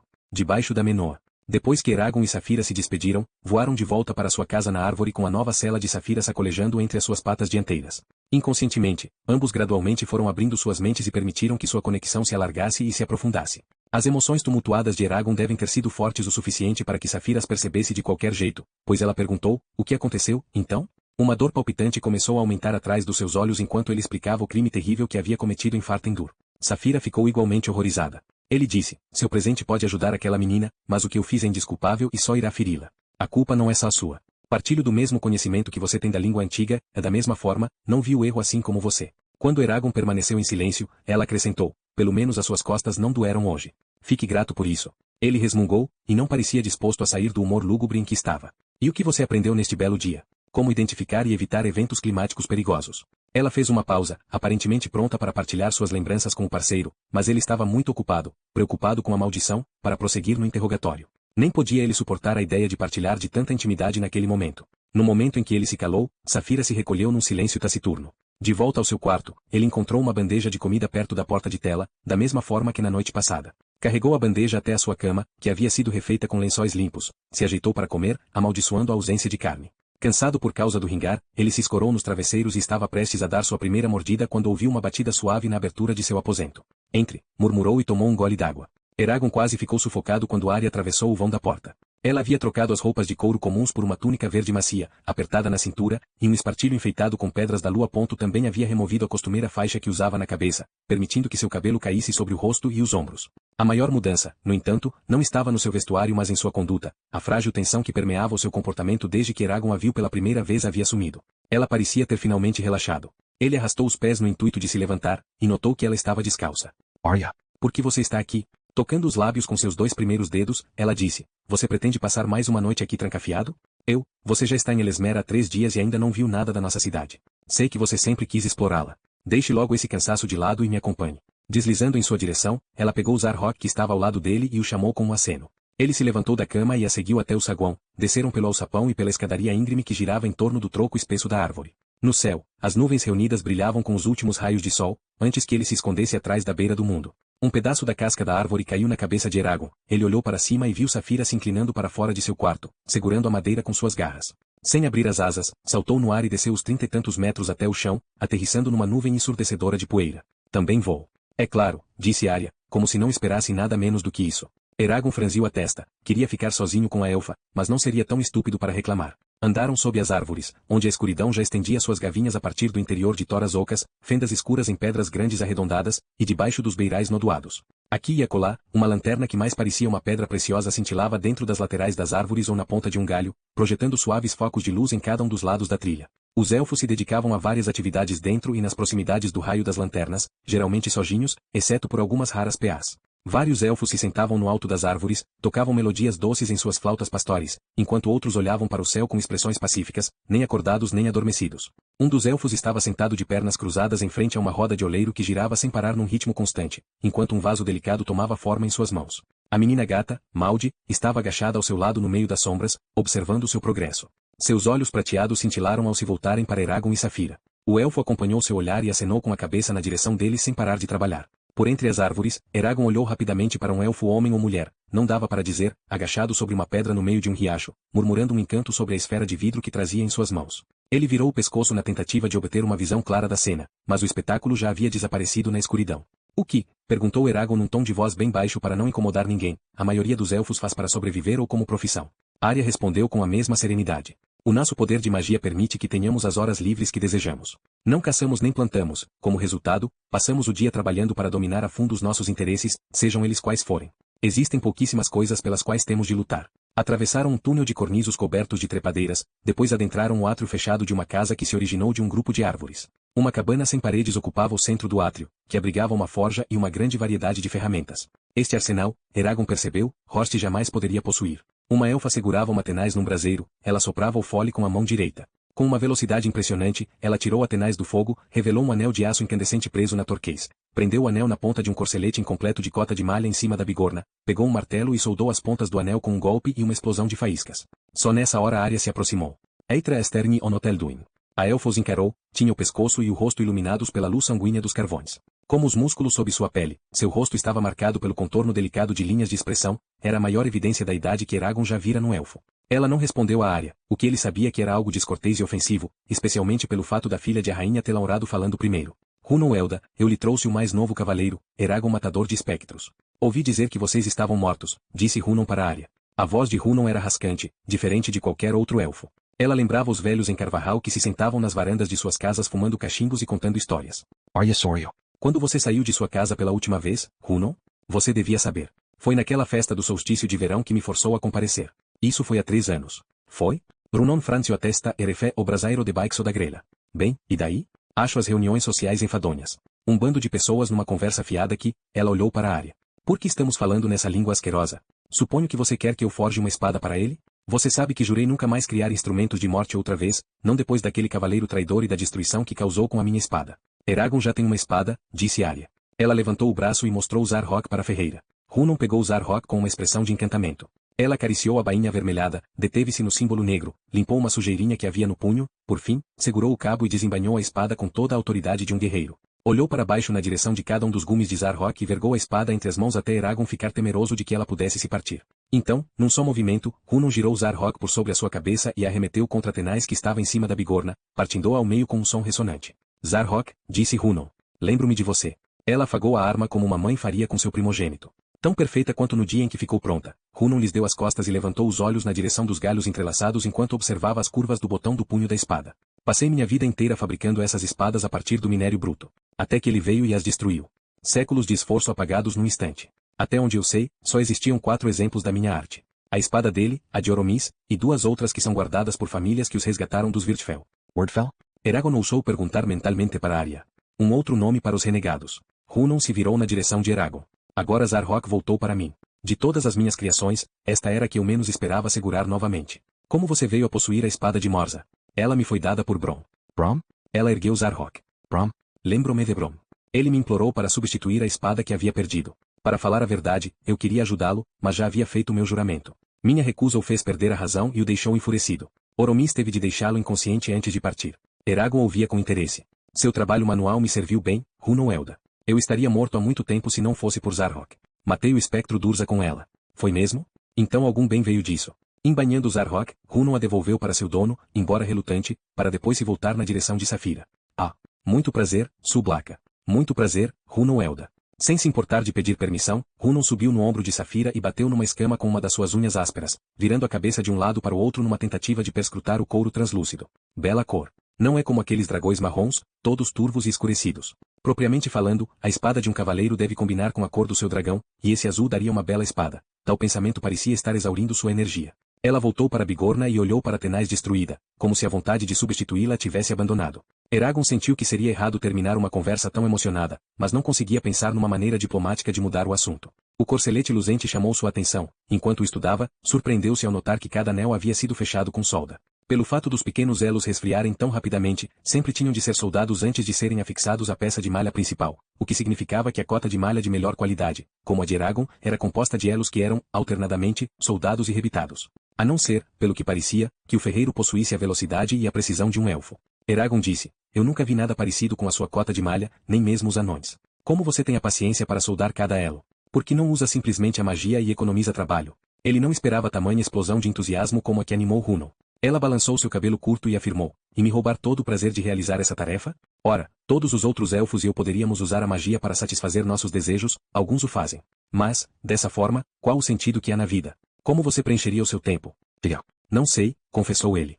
Indo atrás daquilo que você mais ama. Quando você pode ter tudo o que quer pronunciando umas poucas palavras, a meta não significa mais nada, só a jornada. É uma grande lição. Você enfrentará o mesmo dilema um dia, se viver tempo suficiente. Agora vão embora. Já estou cansada desta conversa. Com isso, Runon puxou a tampa da fornalha, pegou uma tenaz nova e enfiou um anel no meio do carvão enquanto trabalhava nos foles com intensidade e concentração.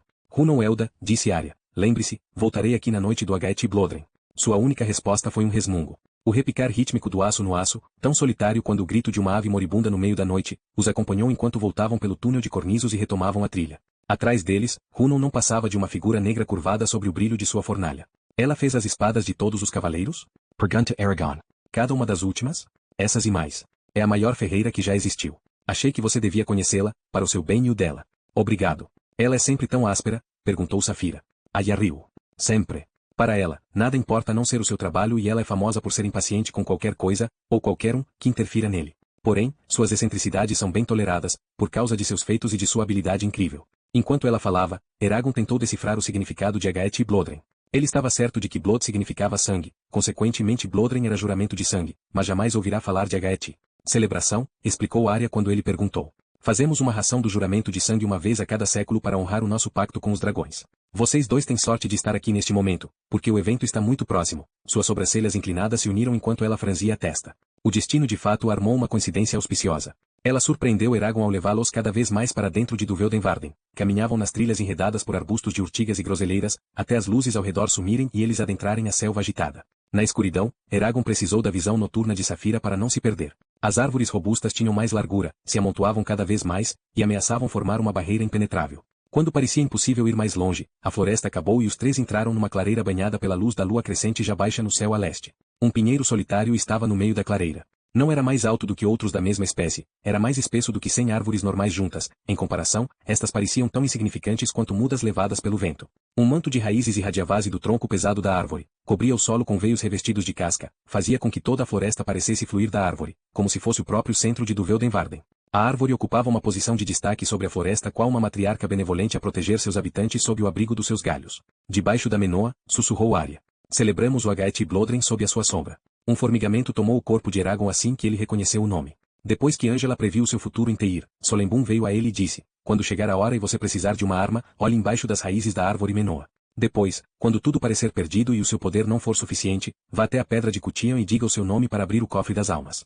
Eragon não podia imaginar que tipo de arma poderia estar enterrada embaixo da árvore, nem como faria para encontrá-la. Você vê alguma coisa? Perguntou para Safira. Não, mas duvido que as palavras de Solembum façam algum sentido antes da nossa necessidade se tornar clara. Eragon falou para Arya sobre ambas as partes do conselho do menino gato, embora, como havia feito com a Jihad e Slanzadi, tivesse mantido segredo sobre a profecia de Ângela por causa de sua natureza pessoal, e porque temia que ela pudesse levar Arya a perceber sua atração pela elfa. Quando ele terminou, Arya disse, meninos gato raramente oferecem ajuda e, quando o fazem, não é coisa para ser ignorada. Até onde sei, não há nenhuma arma escondida aqui, nem mesmo em lendas ou canções. Quanto à pedra de Cutian, nome ecoa na minha cabeça como a voz de um sonho meio esquecido, familiar porém esquisito. Já o ouvi antes, embora não consiga me lembrar de onde. Enquanto se aproximavam da Menoa, a atenção de Eragon foi desviada para a turba de formigas que se arrastavam sobre as raízes. Tudo o que dava para ver dos insetos eram leves manchas negras, mas as tarefas que lhe foram dadas por Oromis o haviam deixado sensível para as vidas à sua volta, e ele podia sentir as consciências primitivas das formigas com sua mente. Baixou suas defesas e permitiu que sua consciência se expandisse, tocou levemente Safira e Arya,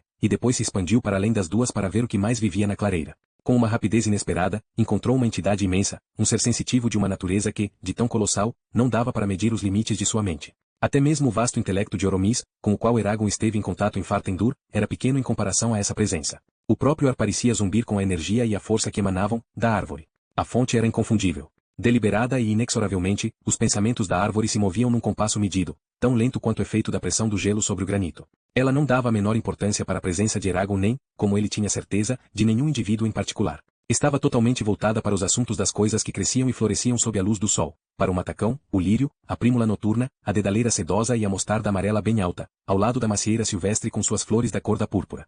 Está acordada? Exclamou Eragon, tão chocado que deu a falar. Quer dizer, ela é inteligente. Ele sabia que Saphira sentia a mesma coisa. Ela levantou a cabeça na direção da Menoa, como se estivesse escudo, depois voou para um dos seus galhos, que eram tão largos quanto a estrada de Carvajal para Terisford. Lá ela ficou empoleirada, com o rabo pendurado livremente, acenando sua ponta de um lado para o outro, muito graciosamente. Era uma visão das mais estranhas, um dragão numa árvore, tanto que Eragon quase caiu na gargalhada. E claro que ela está acordada, disse Arya. Sua voz era baixa e suave no meio do ar noturno. Posso lhe contar a história da Menoa? Sim, eu gostaria de ouvir. Um clarão branco riscou o céu, como se fosse um espectro, e se substanciou ao lado de Saphira na forma de Bladen. Os ombros estreitos e o pescoço torto do corvo lhe deram a aparência de um sovina se aquecendo com o resplendor de uma pilha de ouro. O corvo levantou sua cabeça descorada e deu seu grito agourento, Virda. O que aconteceu foi o seguinte, outrora uma mulher vivia lá, Linnea, nos anos de vinhos e temperos, antes da nossa guerra com os dragões e antes de nos tornarmos tão imortais quanto quaisquer seres ainda compostos de carne vulnerável podem ser. Linnea havia envelhecido sem o conforto de um parceiro ou de filhos, nem sentia a necessidade de buscá-los, preferia ocupar-se com a arte de cantar para as plantas, ela era mestra. Quer dizer, ela o fez até um homem jovem vir à sua porta e seduzi-la com palavras amorosas. Sua afeição despertou uma parte de Linnea que ela jamais suspeitou que existisse, um desejo ardente de experimentar as coisas que havia sacrificado sem saber. Uma segunda chance era uma oportunidade muito grande para que ela ignorasse. Largou seu trabalho e se dedicou ao jovem, e durante um tempo, foram felizes. Mas o rapaz era jovem demais e começou a desejar uma parceira cuja idade estivesse mais próxima da sua. Seus olhos caíram sobre uma jovem mulher, ele a cortejou e conquistou.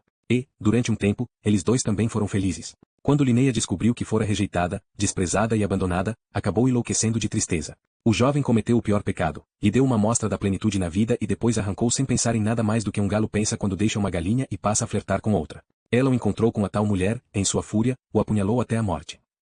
Linnea sabia que cometera um crime. Também sabia que, mesmo se fosse inocentada do assassinato, não poderia retornar à sua existência anterior. A vida havia perdido toda a alegria. Por isso ela foi até a árvore mais antiga de Duveldenvarden, encostou seu corpo nela e começou a cantar para entrar em seu interior. Abandonava assim toda a fidelidade à própria raça. Durante 3 dias e 3 noites ela cantou, quando terminou, ela e suas amadas plantas haviam se tornado uma só. E, desde então, por todo o milênio, ela tem vigiado a floresta. Foi assim que a Menoa foi criada. Depois que concluiu sua história, Arya se sentou ao lado de Eragon no topo de uma enorme raiz, a uns 3,5 metros do chão. Eragon bateu com o calcanhar na árvore e ficou se perguntando se Arya havia contado a história com a intenção de lhe dar um aviso, ou se ela não passava de um conto inocente. Sua dúvida aumentou e deu lugar à incerteza quando ela perguntou, você acha que o jovem deve ser culpado pela tragédia? Acho, respondeu, sabendo que uma resposta grosseira poderia colocá-la contra ele, que o que ele fez foi cruel, e que Linnea reagiu violentamente. Ambos cerraram. Arya o encarou, até ele se sentir forçado a evitar seu olhar. Eles não serviam um para o outro. Eragon começou a discordar, mas depois se deteve. Ela tinha razão. E o manipulara para que ele admitisse em voz alta, e o fizesse para ela.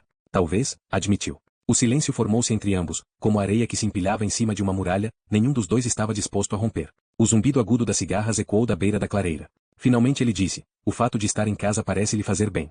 Faz mesmo. Com uma naturalidade inconsciente, ela se curvou e pegou um galho fino que havia caído da Menoa e começou a trançar as folhas pontiagudas delineando uma pequena cesta. O sangue quente subiu até o rosto de Eragon enquanto a observava. Ele esperava que a lua não estivesse brilhante o suficiente para revelar que suas bochechas estavam matizadas de tão rubras. Onde você vive? Você e Slanzadi têm um palácio ou um castelo? Moramos no castelo Tieldari, uma construção ancestral da nossa família, que fica na zona oeste de Elesmera. Adoraria mostrar nossa casa para você. Uma pergunta simples subitamente invadiu os pensamentos confusos de Eragon, afastando seu embaraço.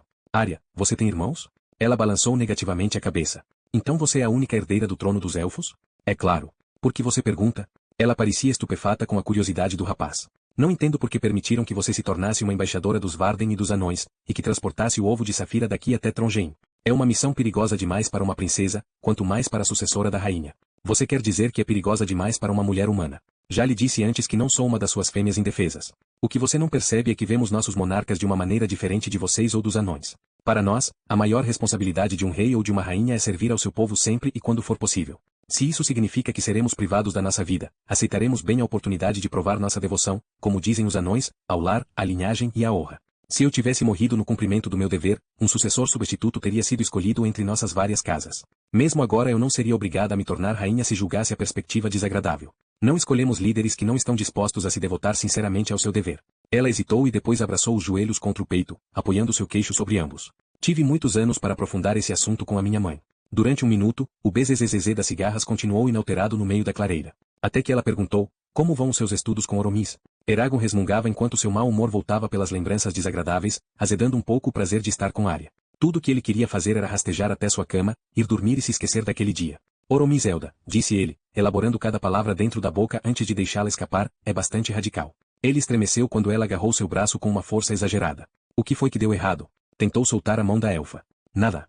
Viajei com você tempo suficiente para saber quando você está feliz, furioso, ou magoado. Aconteceu alguma coisa entre você e Oromis? Se tiver acontecido, você tem que me dizer para que possa ser retificado o mais rápido possível. Ou foram as suas costas. Nós poderíamos, não tem a ver com o meu treinamento. Apesar do seu ressentimento, Eragon notou que ela parecia estar genuinamente preocupada, o que o deixou feliz. Pergunta Saphira. Ela pode lhe dizer. Quero ouvir de você, disse a elfa calmamente. Os músculos no maxilar de Eragon se contraíam trincando seus dentes. Num tom de voz baixo, apenas um sussurro, ele descreveu, a princípio como havia falhado em sua meditação na clareira, e depois falou sobre o incidente que envenenava seu coração como uma víbora enrolada no seu peito, sua bênção. Arya soltou seu braço e agarrou a raiz da menoa, como se quisesse se firmar. Barzal. A imprecação dos anões o deixou alarmado, ele jamais a ouvirá usar palavras profanas antes, e esta era especialmente adequada, pois significava desgraça. Sabia do seu gesto em Fartendur, com certeza, mas jamais suspeitava que tal coisa pudesse ocorrer. Rogo pelo seu perdão, Eragon, por ter forçado você a deixar o seu quarto esta noite. Não compreendi o seu desconforto.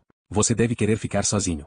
Não, disse ele. Não, eu estou gostando da sua companhia e das coisas que você me mostrou. Ele lhe dirigiu um sorriso, e depois de algum tempo, ela sorriu de volta. Juntos, os dois se acomodaram tímida e silenciosamente, ainda na base da velha árvore, e ficaram vendo a lua cruzar a floresta serena antes de se esconder atrás das nuvens. Só fico pensando no que vai acontecer com a criança. Bem acima de suas cabeças, Bladen agitou suas penas brancas como ossos e gritou, Virda.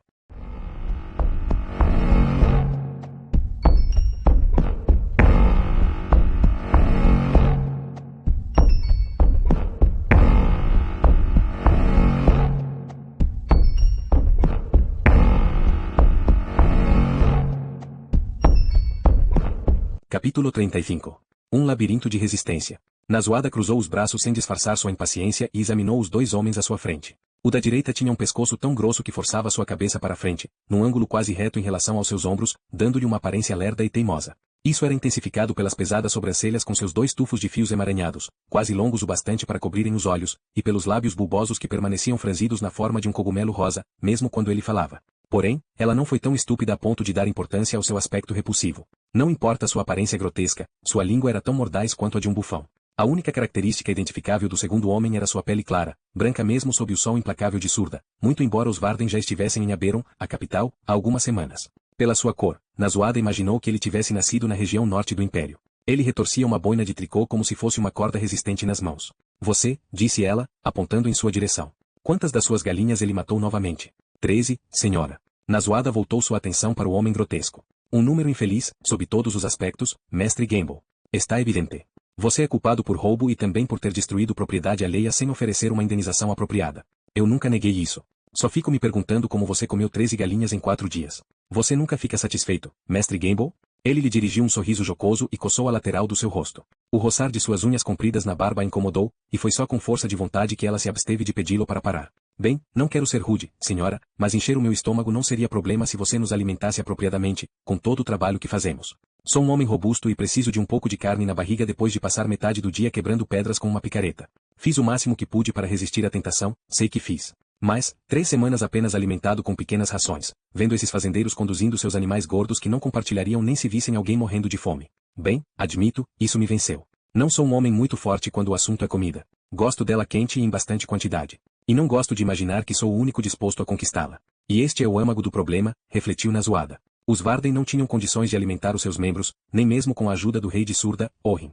Ele lhes havia aberto o seu erário, mas timidamente Galbatorix estava acostumado a se apropriar dos suprimentos dos seus compatriotas quando andava com seu exército pelo Império, sem pagar por eles. Seu sentimento é nobre, mas torna a minha tarefa mais difícil. Contudo, ela sabia que gestos como esse ajudaram a separar ela, Orhin, Rotar e Slanzadi da tirania de Galbatorix. Seria fácil cruzar essa fronteira sem notar. Entendo seus motivos, mestre Gamble.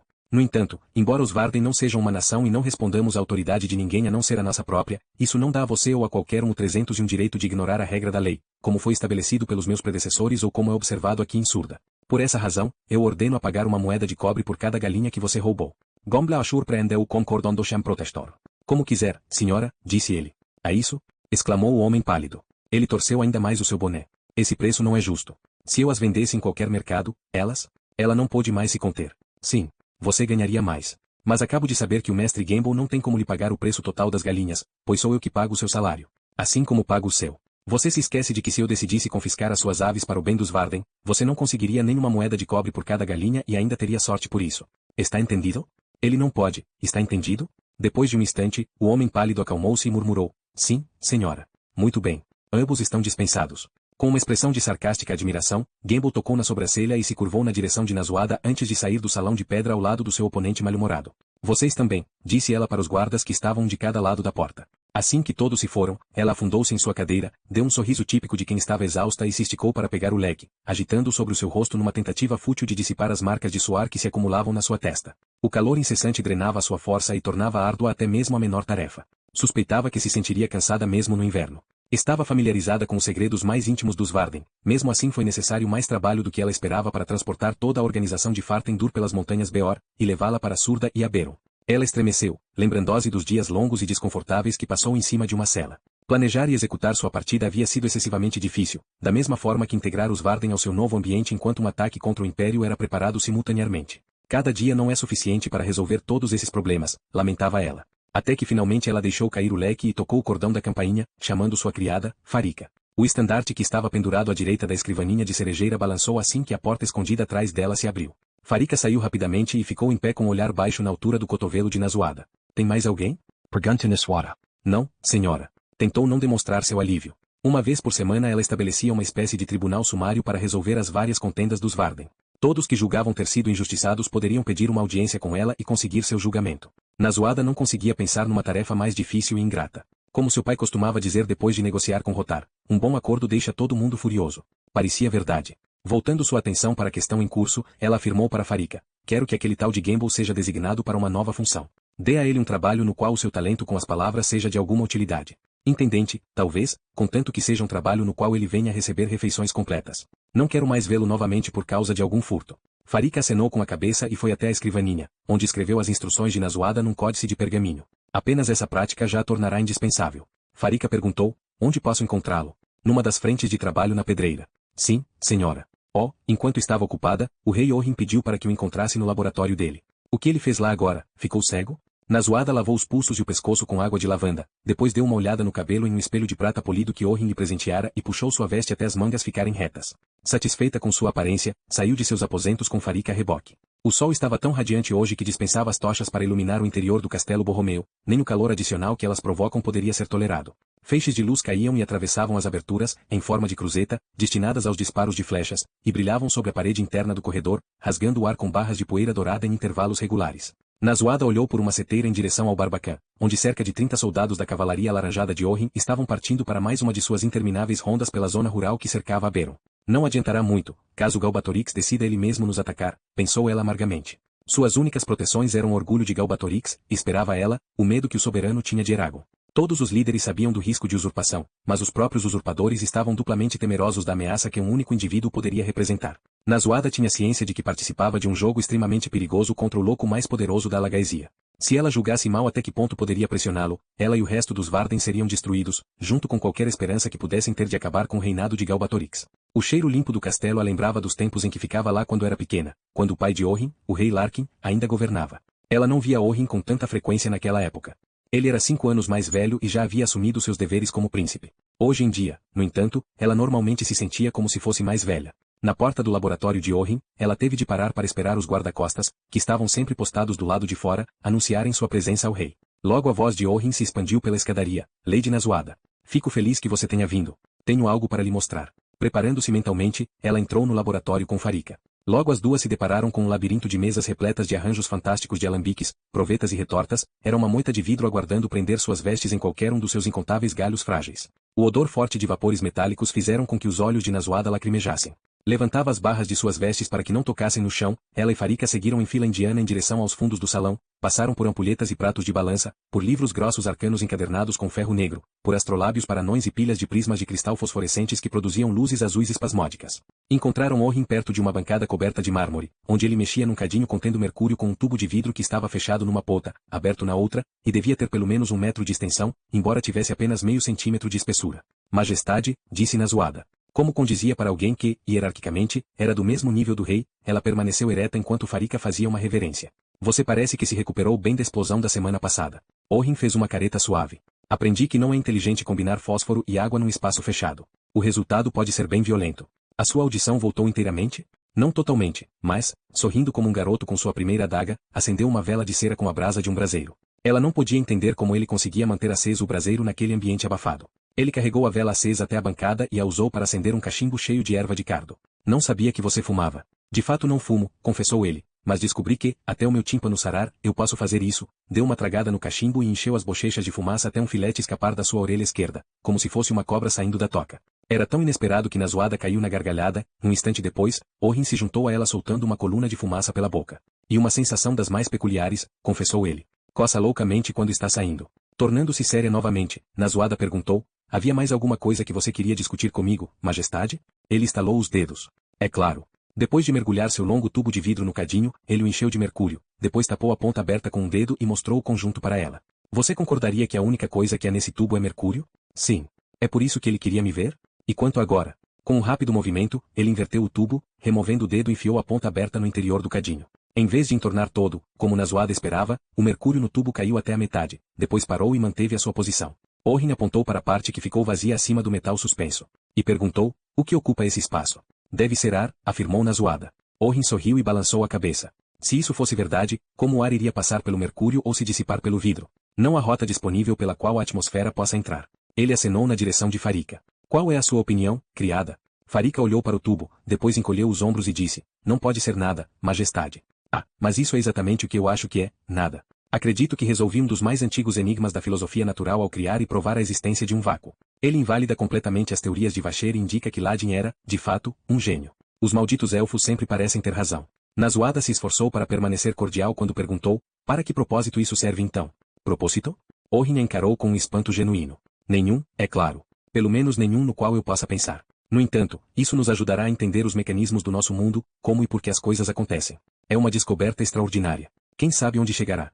Enquanto falava, foi esvaziando o tubo e o colocou cuidadosamente numa caixa forrada com veludo, específica para instrumentos delicados. A perspectiva que realmente me entusiasma, no entanto, é usar a magia para desvendar os segredos da natureza. Ora, ontem mesmo, com um único encanto, Triana me ajudou a descobrir 2 gases inteiramente novos. Imaginem o que poderia ser descoberto se a magia fosse sistematicamente aplicada às disciplinas da filosofia natural. Eu mesmo estou considerando aprender a mexer com magia, se tiver talento para tal, e se puder convencer alguns usuários de magia a divulgar seu conhecimento. É uma pena que o seu cavaleiro de dragões, Eragon, não a tenha acompanhado até aqui, tenho certeza de que ele poderia me ajudar. Olhando para Farika, Nasuada disse, espere por mim lá fora. A mulher fez uma reverência e depois saiu. Assim que Nasuada ouviu a porta do laboratório se fechar, ela disse, Orrin, você perdeu a noção das coisas? O que você quer dizer? Enquanto passa o seu tempo trancado aqui, conduzindo experiências que ninguém entende, colocando em risco seu bem-estar, seu reino se agita com a iminência de guerra. Inúmeras questões aguardam a sua decisão e você fica aqui soprando fumaça e brincando com mercúrio? Seu rosto endureceu. Estou a par dos meus deveres, Nasuada. Você pode liderar os Varden, mas eu ainda sou o rei de Surda e você faria bem ao lembrar disso antes de se dirigir a mim de forma tão desrespeitosa. Será que eu preciso lembrá-la de que o seu refúgio aqui depende da minha boa vontade? Ela sabia que se tratava de uma ameaça inútil. Muitos dos habitantes de Surda tinham parentes entre os Varden e vice-versa. Estavam muito intimamente ligados para que os abandonassem os outros. Não, a verdadeira razão que fez Orrin se sentir ofendido era a autoridade. Como era quase impossível manter grandes grupos de guerreiros armados de prontidão durante longos períodos, como Nasuada havia aprendido, alimentar tal quantidade de pessoas era um pesadelo de logística. Os Varden haviam começado a pegar trabalhos, estabelecer fazendas e também a se incorporar à região que os hospedava. Onde isso irá me levar? Serei líder de um exército inexistente? Serei general ou conselheiro hierarquicamente abaixo de Orrin? Sua posição era precária.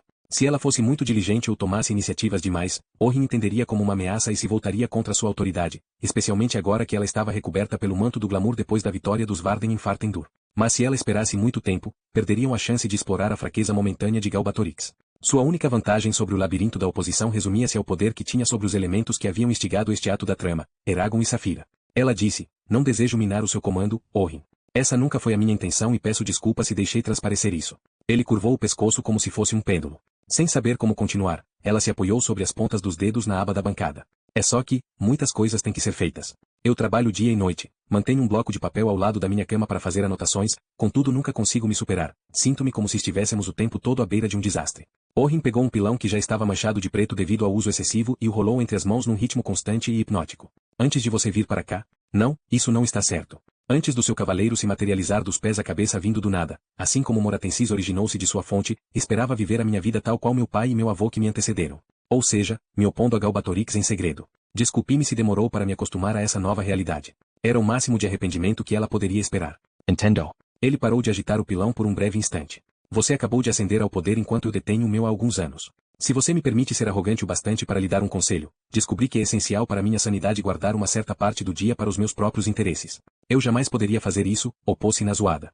Cada momento que desperdiço pode ser um momento de esforço necessário para se derrotar Galbatorix. O pilão parou novamente. Você presta um desserviço aos Varden quando insiste em trabalhar excessivamente. Ninguém pode funcionar apropriadamente sem momentos de paz e tranquilidade. Não precisam ser pausas muito longas, bastam apenas 5 ou 10 minutos. Você poderia até praticar sua arte de manejar arco e flecha, e ainda assim continuaria voltada para suas metas, embora de uma maneira diferente. Foi por isso que construí este laboratório em primeiro lugar. É por isso que sopro fumaça e brinco com Mercúrio, como você disse, para que eu não grite de frustração todo dia. Apesar de sua relutância em abandonar a percepção que tinha de Orhin como um sujeito fútil e preguiçoso, Nazuada não pôde deixar de reconhecer a legitimidade da sua argumentação. Vou considerar sua recomendação. Parte da sua antiga frivolidade voltou quando ele sorriu. Isso é tudo que peço.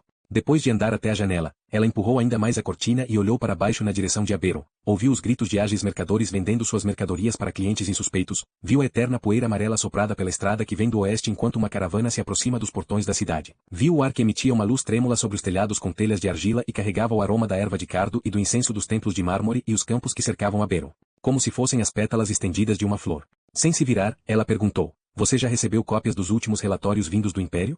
Sim, respondeu ele enquanto se juntava na zoada na janela. Qual é a sua opinião sobre eles? Que são muito pobres e incompletos para que se possa tirar conclusões significativas. Porém eles são o melhor que temos. Diga-me quais são suas suspeitas e suas apostas. Interprete e parta dos fatos conhecidos como faria se isso fosse uma das suas experiências. Ela sorriu. Prometo que não tentarei racionalizar o que você disser. Ela teve que esperar a resposta dele, quando veio, foi com o peso doloroso de uma profecia apocalíptica. Aumento de impostos, tropas esvaziadas, cavalos e gado confiscados por todo o Império. Parece que Galbatorix reúne as suas forças como se estivesse se preparando para nos enfrentar, embora não possa dizer se ele pretende fazer isso como ataque ou defesa. Sombras esfriaram seus rostos enquanto uma nuvem de estorninhos passava em frente ao sol. A pergunta que pesa sobre mim agora é quanto tempo ele levará para se mobilizar? Isso determinará o curso de nossas estratégias. Semanas. Meses. Anos. Não dá para prever suas ações. Ele acenou com a cabeça. Os seus agentes continuam a espalhar informações sobre Eragon? Isso se tornou cada vez mais perigoso, mas sim. Minha esperança é de que se inundarmos cidades como Drasleona com rumores sobre os feitos de Eragon, quando chegarmos lá e seus habitantes o virem, eles se juntem a nós por iniciativa própria e possamos evitar um cerco. A guerra raramente é fácil. Ela deixou o comentário passar sem contestação. E como vai a mobilização do seu próprio exército? Os Varden, como sempre, estão prontos para lutar. Orhin abriu as mãos num gesto conciliador. E difícil incitar uma nação, na zoada. Há nobres que eu preciso convencer a me apoiarem, armas e armaduras a serem fabricadas, suprimentos a serem reunidos, e enquanto isso, como alimento o meu povo. Precisamos de mais terras do que você nos cedeu, bem, eu sei disso. E só as conseguiremos invadindo o Império, a não ser que você queira fazer com que os Varden se liguem permanentemente à Surda. Se for isso, você terá que encontrar lares para as milhares de pessoas que eu trouxe de Fartendur, vai desagradar os cidadãos que já vivem aqui. Seja qual for a sua escolha, faça-a rapidamente, porque temo que, se você continuar a adiar tal decisão, os Varden se tornarão uma ordem controlável. Ela tentou fazer com que isso não soasse como uma ameaça. Entretanto, Orhin obviamente não gostou da insinuação. Seu lábio superior se curvou e ele disse, seu pai jamais perdeu o controle de seus homens. Acredito que você também não deixará que isso aconteça, se pretende continuar sendo a líder dos Varden. Quanto aos nossos preparativos, há limites para um tempo tão curto, você simplesmente terá de esperar até estarmos prontos. Ela agarrou o peitoril da janela até as suas veias saltarem dos pulsos e suas unhas afundarem nas fendas entre as pedras, contudo não deixou que nenhuma parte da sua raiva transparecesse em sua voz. Nesse caso, você me daria mais ouro para que os Varden possam comprar comida? Não, já lhe dei todo o dinheiro de que podia dispor. Como comeremos, então? Sugiro que você levante os fundos por conta própria. Furiosa, ela lhe dirigiu seu sorriso mais largo e luminoso, segurando o tempo suficiente para deixar Orrin inquieto, e depois fez uma reverência como se fosse um criado, sem desarmar sua expressão demente. Adeus então, majestade. Espero que o resto do seu dia seja tão agradável quanto foi a nossa conversa. Orrin murmurou uma resposta ininteligível enquanto ela voltava para a entrada do laboratório. Em sua fúria, Nazuada prendeu sua mansa direita numa garrafa de jade e a derrubou, rachou a pedra e liberou uma grande quantidade de um líquido amarelo que se espalhou por sua manga e deixou sua saia ensopada. Ela girou o pulso em sinal de aborrecimento, mas não parou. Farika se uniu novamente a ela na escadaria, e juntas atravessaram a série de corredores que levavam até as dependências de Nazuada.